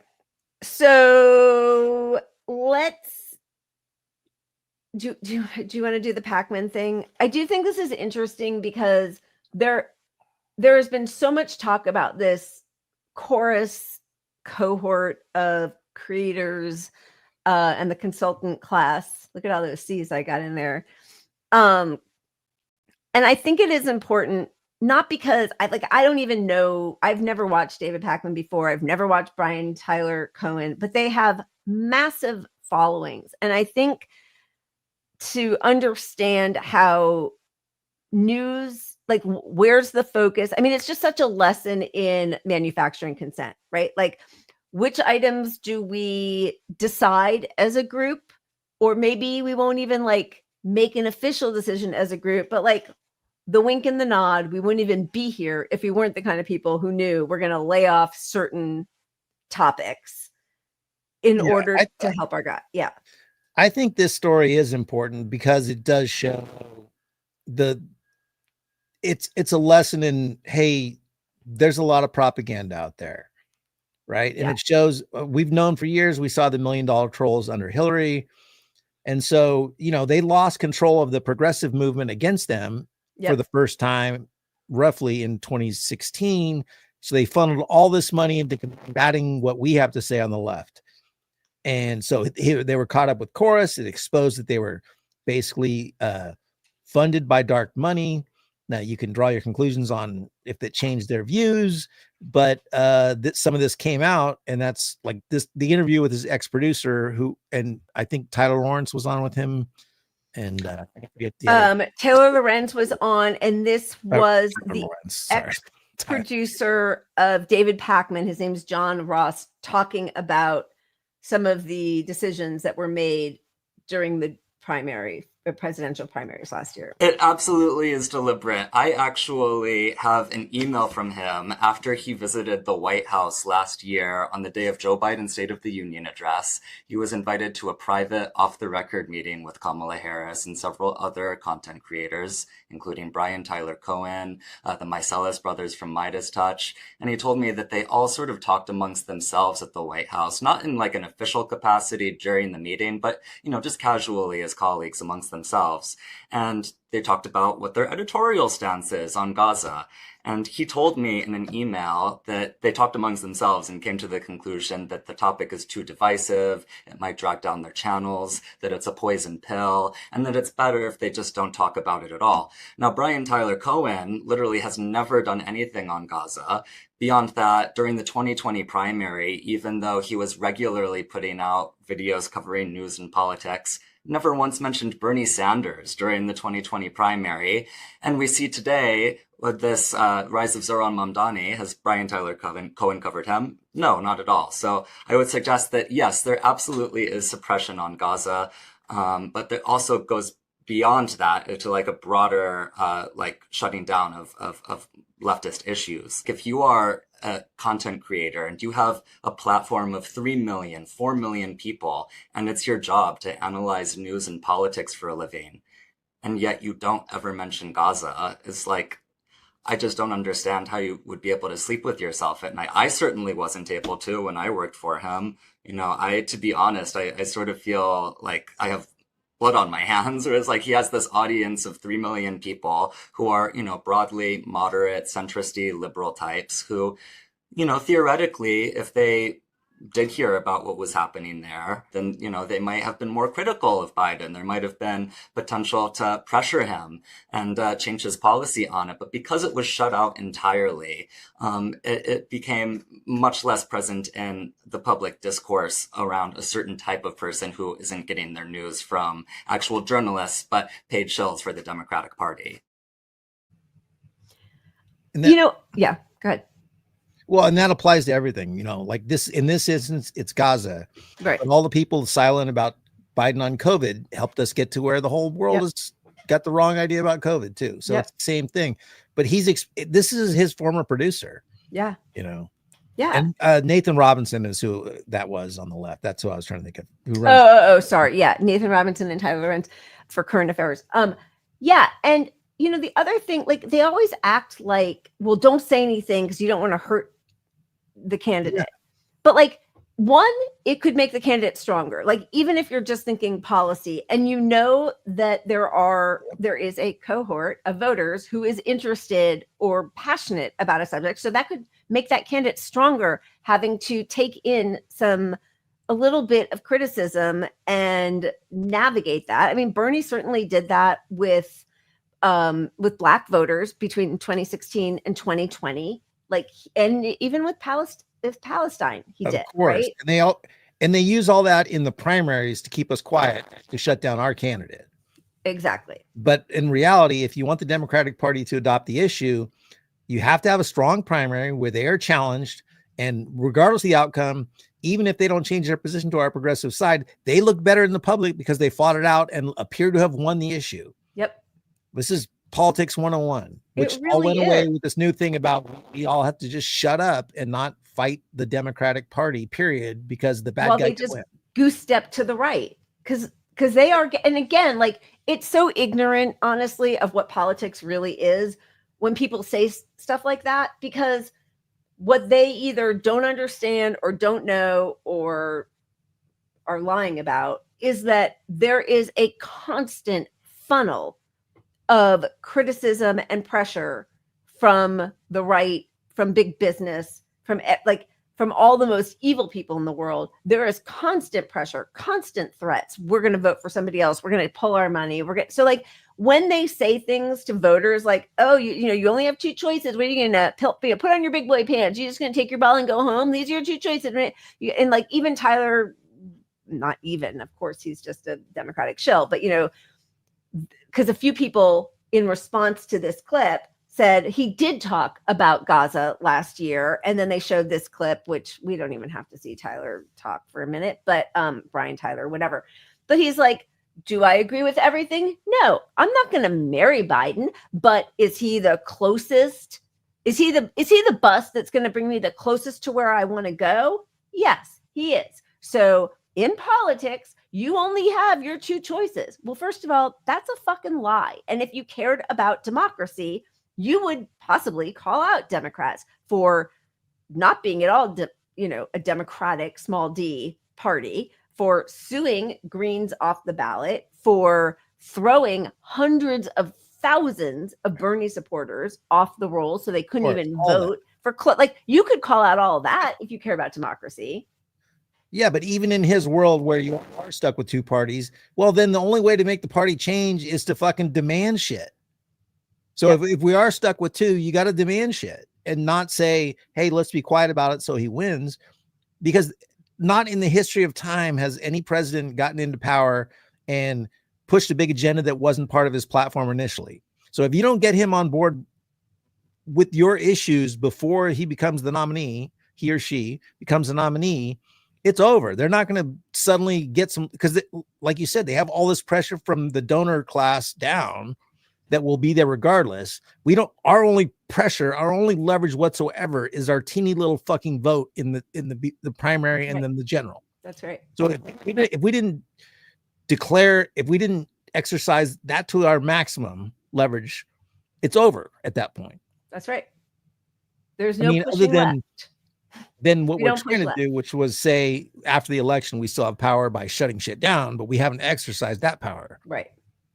Yeah. But like in the run up to an election, that is where the power comes. And yeah, I mean, what if both buses are going in the opposite direction? You need just on very slightly different paths. Then what?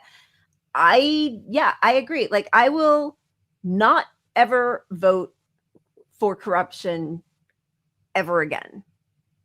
I just refuse. I will not put my stamp of approval. It's my one little morsel of power.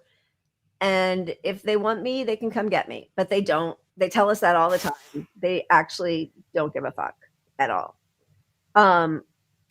So, okay, where do you want to go from here? Because, oh my God, it's almost 7. Well, I mean, just shortly, here's who David Pakman is, right? So people are like, well, he's a progressive, and he's okay on issues. And here he is talking to Richie Torres, scumbag Democrat. On the progressive movement. And the reason I want to talk to you about this is I see you really, when people ask me, who do you see right now as the sort of progressive that you like to be at the head of this movement going forward? I think of you, and there's a bunch of different reasons why. And unfortunately, there is right now a bit of a division, as I see it, on the left on a number of issues. That includes foreign policy. Certainly, the Israeli-Gaza situation has brought this into the forefront for a lot of people. Sorry, you caught me texting. A bit of a division. There's no look. Yeah. I'm going to let you talk first. Sorry. No, I'm sorry. I'm probably cutting you off. No, I keep doing it every time because I'm so enraged. I'm like shaking. It makes me so mad. Go ahead. Sorry. All right, well, I'll keep it quick. But this is following up him Richie Torres getting slaughtered in that discussion we showed last week. Exactly. Right. So what does he do? He listens to the consultant class, and they're like, let's get Richie Torres in front of as lefty a person, a good podcaster, which is why Chorus put money into guys like him. Yep. As it can appear like he went on a regular podcast, and here's the guy going, "You're the best person I've ever met." There's a bit of a division, but no you're different the progressive than the Trump guys going, the billionaires in front of Trump going, "Oh, $650 million, we're gonna invest it in the country. Your leadership got us here." That's why David Pakman has a big platform infused with DNC dollars for this shit. 100%. And going back to the liar stuff, which just cracks me up, is Cuomo just said that he had a big union behind him, IBW, Local 3, and they completely called him out on it. The hardworking men and women of IBW Local Union 3 do not endorse Andrew Cuomo for mayor of New York City. From sexually harassing women to colluding with Donald Trump to subverting our democracy, we urge all of our members to vote for Zohran Mamdani for mayor. Love that. I also love this. Just these are like little glimpses of hope. Pete Buttigieg has 0% support among Black voters for 2028 via the new Emerson poll. Bye-bye. But you know what? Democrats will fucking throw Black people under the bus too. Who needs them? We have a big tent, and it's always for the right-wing Nazis. I mean, he did have next to zero support, Black support. I think he had 1%. And then that thing where he was like, hey, you 450 Black leaders of communities. If you don't email me by 7 p.m. Yeah, you got 3 hours. And unless you email me back, I'm accepting your endorsement. Thank you so much. What a mess. All right. That should have ended his political career. Like that was such a ridiculous stunt. And he just got through it. He got through that. The whole Iowa debacle was insane, where he just announced himself as the John Guaido of Iowa and winning the primary, getting out there. Like, nobody does that. It's disgusting. Oh my God. All right, let's spin, and then we can do a little bit on a really good report out of Drop Site on Israel. Yeah, baby.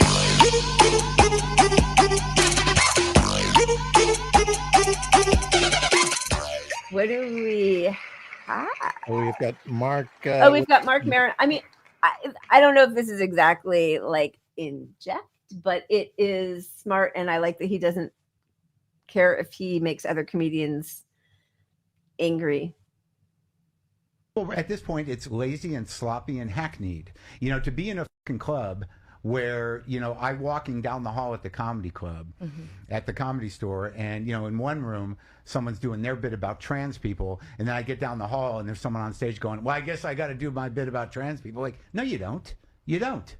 It's hack now. I mean, you know, you guys got the freedom you wanted. You can now say whatever you want. They're defeated. Their rights have been denied. The policies that you guys encouraged with your stupid material are now policy. And now, like, you know, half the people under the umbrella of anti-woke, we've lost a tremendous amount of democratic-leaning ideas and movements. So whether they knew it or not, that's what they were spearheading. So now it's reality, and you want to still keep kicking them? I don't know that the comedians have had that much power. Are you f***ing out of your mind? No, I'm being serious. Joe Rogan. I'm not gonna. No, go ahead. Go ahead. You know, you can't separate. Like, if the movement is like, you know, we're being censored. No, you're not.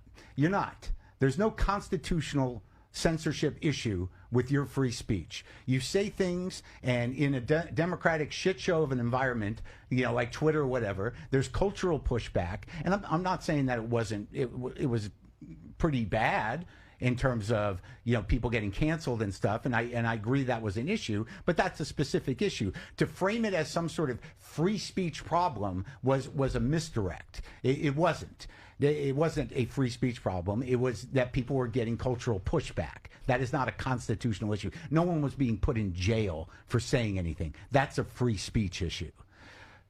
But my problem is you're going to start talking about anti-woke, and that's going to be your point of view. That's going to be your ideological, you know, grounding for what you do. Okay, that's fine. But why does it have to be the same four things? You know, it's like they talk about the same shit. And I don't know a better definition of hack. I love that. Yeah, punch up. You know, Anthony Jeselnik said something about that, about Trump in Trump's first regime. Like, he's so tired of comedians, you know, all the late night guys like talking about Trump. It's like low hanging fruit. And yeah, punch up. Nobody got canceled for being anti-trans. Fucking Dave Chappelle, who I really can love sometimes. Dude, I just watched some of his recent stand-up, and he's like tripled down on some of that stuff. He's back on that? It's really disturbing. Ugh. It's like God, I wish I could remember the joke, but it was So just like gross. a long He's had like setup to basically specials about it. set up to make fun of gay people. You know, it was like, oh man, and then you could see it coming a mile away. Yeah. And you're like, dude, what are you doing? Like, I bet he's going to take that anyway to Riyadh. Yeah. That's kind of the tricky part, because like with Mark Maron, I know I should love him to death, and I love ideologically, I agree with like almost anything he ever says, but he's got an arrogance about him that just rubs me wrong. And then on the flip side of that is like Chappelle is funny as fuck. Yeah. You know. Yeah. But then I he's got agree. this stuff that just, I don't care about I don't think canceling, you know, I think those two agree on the canceling stuff mostly, except for Dave leans into that stuff. And Yeah. I mean, I've liked Mark Maron a lot on some of the like acting work that he's done that I've seen. I've not really watched his stand-up all that much, but I thought the way he phrased that there was really smart and true, and good comedy does punch up and does not like, why you're piling on like the most marginalized people in our country who are already the target of the worst people in our country. Like that's not funny. That's just fucking, that's bully. Like No, that's just a bully. And I appreciate the tour that Mark Maron is on right now. He's going to all these places and speaking truth to them. Yeah. You know, and he's really angry. And I love that part a lot. Like, be angry. Like, don't come on that show and be funny. Like, I appreciate that he's like, you know, fuck you guys. Like, you guys, it didn't matter. It's just jokes. Like, no, it has an actual impact. Yeah. Yeah. I like that. All right. Let's talk about, you know, in terms of like media and what's happening with Israel. Because, of course, you know, as they've killed upwards almost 300 journalists, and you know, the slaughter continues, the decimation of whole apartment buildings, residential housing, hospitals. I mean, it's just horrifying. And more we don't get coverage of it because they've killed all the local journalists. And finally, the New York Times, I mean, on August 31st, almost 2 years into this genocide, where foreign reporters have not been, international media has not been allowed into Gaza. The New York Times opinion says keeping out the international media indicates that Israel's leaders are trying to conceal the war's full horror. Shocking, of course, that is. And, you know, we see in coverage, because it all comes through the propaganda arm, that even when they're covering something like the almost 24-minute standing ovation that the movie about Hin Rajab got at the Venice Film Festival, you know, Asad Ra, who does great coverage of media and how, you know, inferior, but like how corrupt and propagandistic they are. But this is how all these, you know, BBC, New York Times, CNN, AP covered the slaughter of Hin Rajab, her family, and the medics who tried to save her without naming their killer. Hin Rajab found dead in Gaza days after phone calls for help. Missing 6-year-old and rescue team found dead in Gaza. 5-year-old Palestinian girl found dead after being trapped in a car with dead relatives. They are shooting at us. A fleeing Gaza family is killed along with the medic sent to find them, without ever pointing the finger at the killers. It's insane.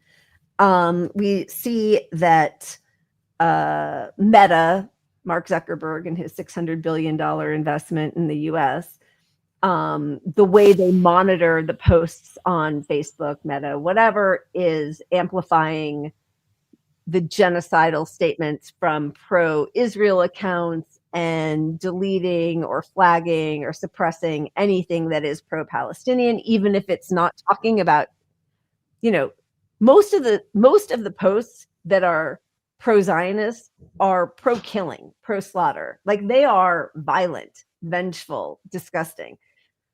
most of the Palestinian posts are showing what's happening, what's being done to them in Gaza, the West Bank, East Jerusalem. Then we see with Google, their $45 million contract with Netanyahu's office to spread Israeli propaganda. The contract describes Google as a key entity supporting the prime minister's messaging. Okay, so those are all things that I think, have all been aware of. DropSite just did, and I think this was specifically Ryan Grimm reporting on, they internally in Israel are very well aware that they are considered a genocidal state universally and internationally. Israel is considered a genocidal apartheid country abroad, according to Israel's own research we obtained. The Israeli Minister of Foreign Affairs commissioned an American polling firm to perform a sweeping battery of surveys and focus groups coupled with message testing aimed at rehabilitating Israel's image in both the United States and Europe. The work remains ongoing, but a preliminary report from the firm was leaked to DropSite News by a source with direct access to it. The work is being performed by Stagwell Global, a firm founded by notorious political operative Mark Penn, remember him from the Clintons, who serves as the company's CEO. Penn donated $100,000 to AIPAC after October 7th, 2023, and his ties to Likud date back to his work on Menachem Begin's 1981 campaign for prime minister, noted terrorist Menachem Begin. Stagwell is also on the verge of getting a no-bid contract from the Trump administration to study American attitudes towards vaccines. Boy, it's all intertwined. The survey and focus group work attempts to discern what the public knows about the ongoing assault on Gaza and what its various attitudes towards Israel currently are. This is how the study went. Phase 1, qualitative, 15 focus groups, opinion, general population, opinion elites, and Gen Z exploration of issues. Phase 2, quantitative message testing, 8,050 total interviews, starting point where people are now, message resonance and prioritization. And then phase 3, which is where they are, 5,600 interviews, testing the specifics of messages, tone, and delivery. I'll go from here, but the upshot is focus on dehumanizing Palestinians and make them all Islamic terrorists. Stress that jihad is everywhere, and we have to be terrified of Palestinians. That's where it all came down to. Which is just a reboot of the original policy created after the first Nakba was so unpopular that they hired an American PR firm, Frank Luntz, I never know, Putz. It all just reminds me of Putz. Yeah. But Frank Luntz, who still gets jobs on CNN interviewing like live groups to respond to the president's debate or whatever is going on. He's the guy. He's got the terrible toupee. He's always on He's TV. a Republican political pollster consultant guy. Yeah. Right. So he created largely the PR program that most of our American politicians follow. And here's just round 2 of that. It's just round 2. It's the same thing. Yeah. That was after the invasion. I think it started after, because that's when the Department of Hezbollah was created, after the invasion of Lebanon. And it was Lebanon, not Nakba. Right. Yeah, it was the first Nakba. Yeah, it was so unpopular in the U.S. And yes, exactly. Yeah. And what they found was even more viscerally connecting, even more viscerally than massacre, slaughter, was rape, which is why we got right away on October 7th, the mass rape hoax. They stuck with that because what that did was, in the minds of people, killing doesn't have as much of like the process trick of creating an emotional connection that overrides any logic you hear after that. They are so barbaric that we are going to make genocide acceptable, was the logic there, which is, of course, horrifying. Right. And so it's not lost on us, as they showed us right there, thank you, DropSite, that the group hired for round 2 of the PR propaganda for Israel is also going to study U.S. Messaging. reactions to vaccines and Yeah. COVID. Yes, exactly. Jesus Christ. Oh my God. Okay. So what they are finding is overwhelmingly in the US, UK, Denmark, Spain, Germany, people understood and thought that most of the people being killed were civilians. And this was even so that's dangerous for Israel, right? Because they're the most moral army in the world. They have precision targets. They know exactly who they're killing. Like, we have been told that for my whole life, and I'm sure for decades before, that some terrorist cell would pick up a phone to make sure they're there, and then a targeted missile would come through the window and just kill him, right? Like, that's how we were told. They were so spy 007, super specific, targeted, and moral, because they'll flood the air with the paper telling people to relocate. Yeah, we sent texts and called everybody. Yeah, now get out of here, and then we'll put you all in a concentration camp a little further south, and then we'll just blow that up. But also go over here to get food while we snipe you. And also, everybody we just killed must have been a terrorist or would grow up to be a terrorist. And so what they're realizing now is that most of the world thinks that they have mostly killed civilians, but also most of the world has been so under-informed that they still, I think the top country or the top number that anybody came in at was 60,000 people killed. Now, almost a year ago, the Lancet said it was going to be upwards of 300,000 people killed. Yeah. So now and they've been stuck publicly. They're stuck on 60,000. There's this magical 60,000 that even NPR is stuck on. Not that NPR is like left, but like they've let in some actual true discourse occasionally. Well, part of the 60,000 is their number. Yeah, the Hamas run government ministry, whatever. Of course, they always have to qualify that. But part of the problem is so many people are buried under the rubble, are in pieces, are burned beyond recognition. And so the ministry can only determine the identities of 60,000 people at this point. But that doesn't mean that only 60,000 people have been killed, of course. Like, we have seen the complete obliteration of Gaza. But that is why it has been stuck at that number. It's going to be 500,000 people. I don't see how it isn't. At least. Listen, why do you not want foreign journalists, international journalists in there? Because it's so dangerous? Because you kill all journalists. But no, it's because you don't want the reporting of what actually happened. Brave of the last alleged vestige of journalists left in the world, where they have a paid staff to do journalism. The New York Times, 2 years later, come out and say, maybe we should be in there. Yeah. Maybe they should let journalists in. It's a war crime to not let journalists in. That alone is a war crime. Could they be hiding something? Yeah, could they be? Is it possible? So according to this study, Israel's best tactic, the point is, Israel, of course, knows that they're in the hundreds of thousands of people that they've slaughtered, and already they are seen as a genocidal state. When people think it's only at 60,000 tops, right? If that's the highest number, and most of the rest of the world considers them as a country that is doing a genocide, what's going to happen when international journalists are actually allowed in, and the devastation is there for the whole world to see, not just on, from random people who you can say like, oh, he was a Hamas terrorist, oh, she has a father who, like, whatever, all the bullshit and lies. What's going to happen when CNN and Fox and MSNBC and Reuters and AP and New York Times and all of them are allowed in to see the actual genocide? What's going to happen then?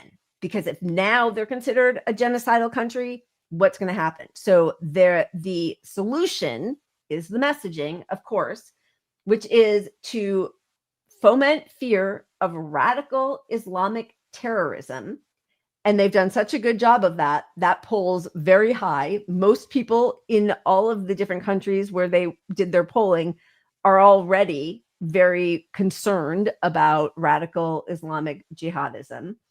By highlighting Israeli, oh my God, I can't even see. And Israeli, shoot, I can't see that. Sorry. Women's rights and gay Support rights. for women's rights.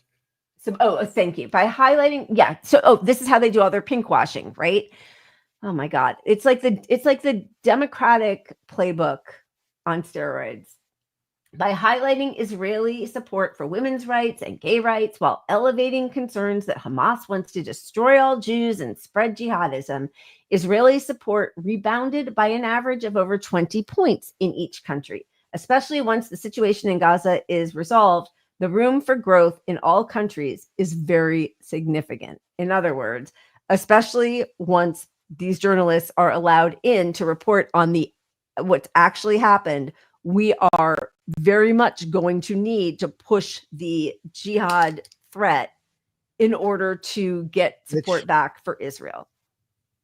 Which coincides in the US with infusing Christianity back into our politics as much as possible, because then it's the good religion, Christianity, Judaism versus the brown religion. Yep. The scary brown terrorist religion. Thanks, Bill Maher and Sam Harris, all these atheists who turns out they're just fucking white nationalists, anti-Muslim bigots. Pat either just went to sleep or he's meditating on my brilliant point or he just crashed. I'm not sure. Okay. Then this is the last part, which is just so, it really makes me sick to my stomach. The Holocaust Museum in LA put out their whole, a display. Never again can't only mean never again for Jews, right? We cannot just mass exterminate different groups of people and think that that's okay. That is the whole point.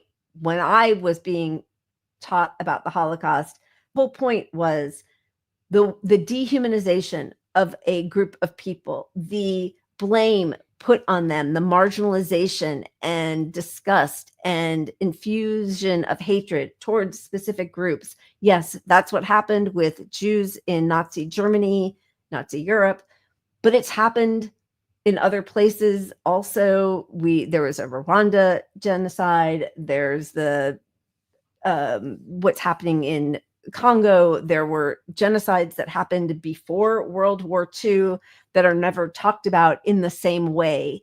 And part of the reason we know that it was talked about this way just for Jews in the Holocaust was because of the colonial project of Israel and Zionism. There was so much pushback against that never again isn't just for Jews.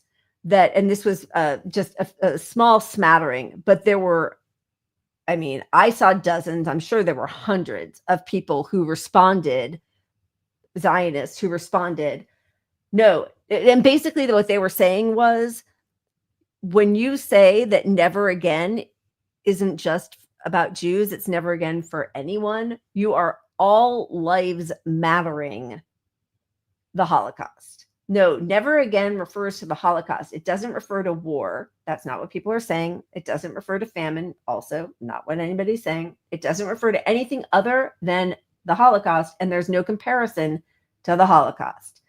So there was an explosion of people who were furious about this display at the LA Holocaust Museum.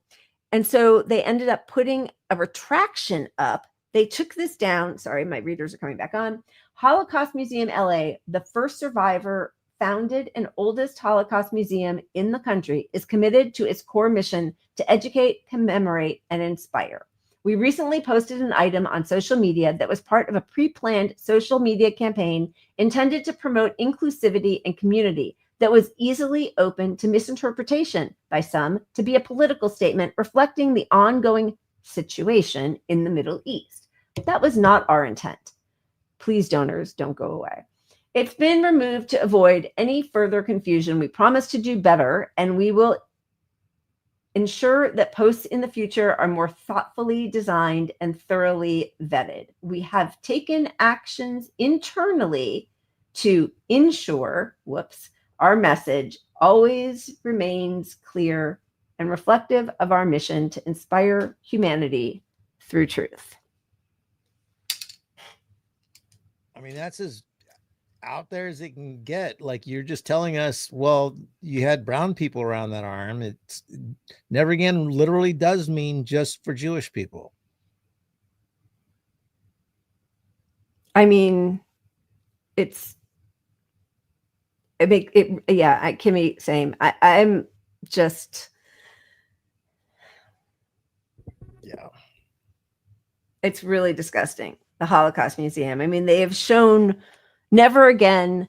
That slogan for Zionists really is just all about using the Holocaust as a shield to commit atrocities. That's what it all is. Yeah, I mean, that like I'm going to give them the benefit of the doubt that it was a typo that they wrote "insure" with an I, because honestly, that, it's not about insuring, but it is all about, I'm sure, money and donations for them. So in some sense, it probably is the insure with an I, but yeah, not what it's supposed to be. But it, listen, so many Jews have spoken out about how the Holocaust industry, that's Norm Finkelstein's, he's been talking about that for, years now, but he's not the only one. We know that if somebody ever criticizes Israel, the first thing to do is say you're anti-Semitic. That's just like, that is the map. Yeah, there's a playbook, and it's a simple one. It's created for politicians. It's like there's 10 pages to flip, and they just have like one word answers. It's like beheaded babies, has a right to exist. What would you do? Radical terrorists. It's like 10 words that just get used over and over. And you want to see them in use, you just watch any panel on CNN where they have anyone challenged, and that instantly they go to all of them, and they don't have any answer to any of the other questions, but they they default to that. Yep. I mean, we saw it with Richie Torres so embarrassingly, where he couldn't, like, that interview that wasn't on CNN, because it would have been accepted on CNN. Like, anybody watching CNN or MSNBC, yes, Israel has a right to exist. Yes, Israel has a right to defend itself, whatever, all that bullshit. But to be on the Adam Freeland show and be exposed as just going to your talking points, which does not normally happen on those sorts of podcasts that are these sort of like long form, it really revealed how insincere it is and how much of a playbook it is. And so many people who watch cable news are just used to it. That's what they say too. It's complicated. It's really complicated. Okay, well, now let's talk about it for 45 more minutes and unpack the complicated, and they have nothing. Nothing. Yeah. Torres, I mean, dude, that was such a terrible interview. I mean, I know you said this right from the get-go, like you phrased it so smart and funny when what's her face Slotkin went on Breaking Points. You're like, they've been telling Democrats go on podcast, the first one out, and she's crushed. Like, she just is slaughtered because she's so mired in that propaganda, and she doesn't have any thoughtful response to the reality on the ground that we can all see. She's so used to, which is why the first response to the Democratic Party to that is, well, now we got to buy our own podcasts. We got to buy them. Well, you got them, Brian Tyler Green and David Pakman. Good job, guys. Yeah, and they're. Oh wait, you just you muted yourself. You're still muted. God damn it, Mossad got you. It's your VPN. They are listening to you. Do you hear the knock at your door? Oh, it's coming. Oh, it is there coming. You are. I hear you. I'm sure it's coming. Yeah, I agree, Kimmy. Like, it's really hard for me because I'm not a super fan of hers after like all of her stuff on trans people and homeless people and a bunch of other things, but and unions. But I do like. I'm shocked actually that they keep having her on CNN, but she does not waste her time there. She takes full advantage and really comes with fire. Yeah. Look, I'll say this about Anna. I have been the opposite of a fan forever. I've never liked Anna. But even back in the Burning days, I gave her props because when they had her on any of the mainstream media, she was very aggressive and handled herself well. Yeah. Now, she may come across as unlikable, maybe because she's an aggressive woman and our culture doesn't appreciate some of that. But if you look at her arguments every time, she handled herself extremely well for the left. Yep. So I gave her credit on that, even though I don't like her positions on tons of shit. Yeah, I agree. And I do think it's interesting. They keep having her on. They've had Emma Vigeland on a few times, and they have that woman from I've Had It podcast who, I think is kind of like a fairly standard lib, except that she comes out and she kind of hands it to them. Like, right. What do you like? And so does Kate Azar, but I don't know her full last name. I need to learn her last name well too. Yeah. But I think with some of them, well, I don't understand Anna because Anna keeps doing well there and they still invite her back, but it's rare. She's not a current regular, but Kate is a regular sort of nowadays. Yeah. And she keeps handing it to them. So I don't know. Maybe they just want it to look like, a young idealist position. And then hear all these realist people who know the game around her. I don't know, but I don't think she'll have a long history there either. Yeah. I mean, and it is a bummer that it's like none of the people whom I'm like truly, excited about. But well, they used to have Nina on all the time. Yep. And she still makes her way around there and she fights back against him. But their strategy with her was just to stack the decks extremely against her. So you could have like 5 people going, oh, that Bernie shit is silly. It can't happen. Yeah. Blah, blah, blah. God, they're all so awful. All right. We need to go. It's 7:30. We got to prepare for our next 2 shows this week. No, happy Sunday. Pat, do you have any last words before we head off? Sunday fun day. We're going out on the Freedom Flotilla round 3, right? I mean, it's round 3 of this past 2 years, but it's like round 11 or 12. But yes, and also it is really important to follow them and to retweet their accounts because we know what the US and Israel are capable of, and the UK, and by the way, Belgium, and like all Germany, like they will blow these people out of the water and say it was Hamas, so like it is really important. I think that they have as many eyes on them as possible so that this can all be done above board. Amen. And they are the one group out there escalating every event. So kudos for them. They have the right strategy. They have people who know how to affect public support at least. And maybe I think that we're getting beyond policy to where, we're getting beyond public support being the issue. We're well past that, but I think they're now in the position of forcing governments to show their cards. And that next phase is very dangerous. So we have to support them through and through. Absolutely. So cheers to them. Stay safe. And God, I'm so grateful to them. Grateful to all of you. Thank you. Keep punching up and we'll see you on Wednesday. Cheers. You push the button. Okay, I'm going to push the button. Since we all... Gentarkan musuh durjana, Palestina pasti merdeka. Ikhlas munajat teruslah berdoa, Palestina pasti merdeka.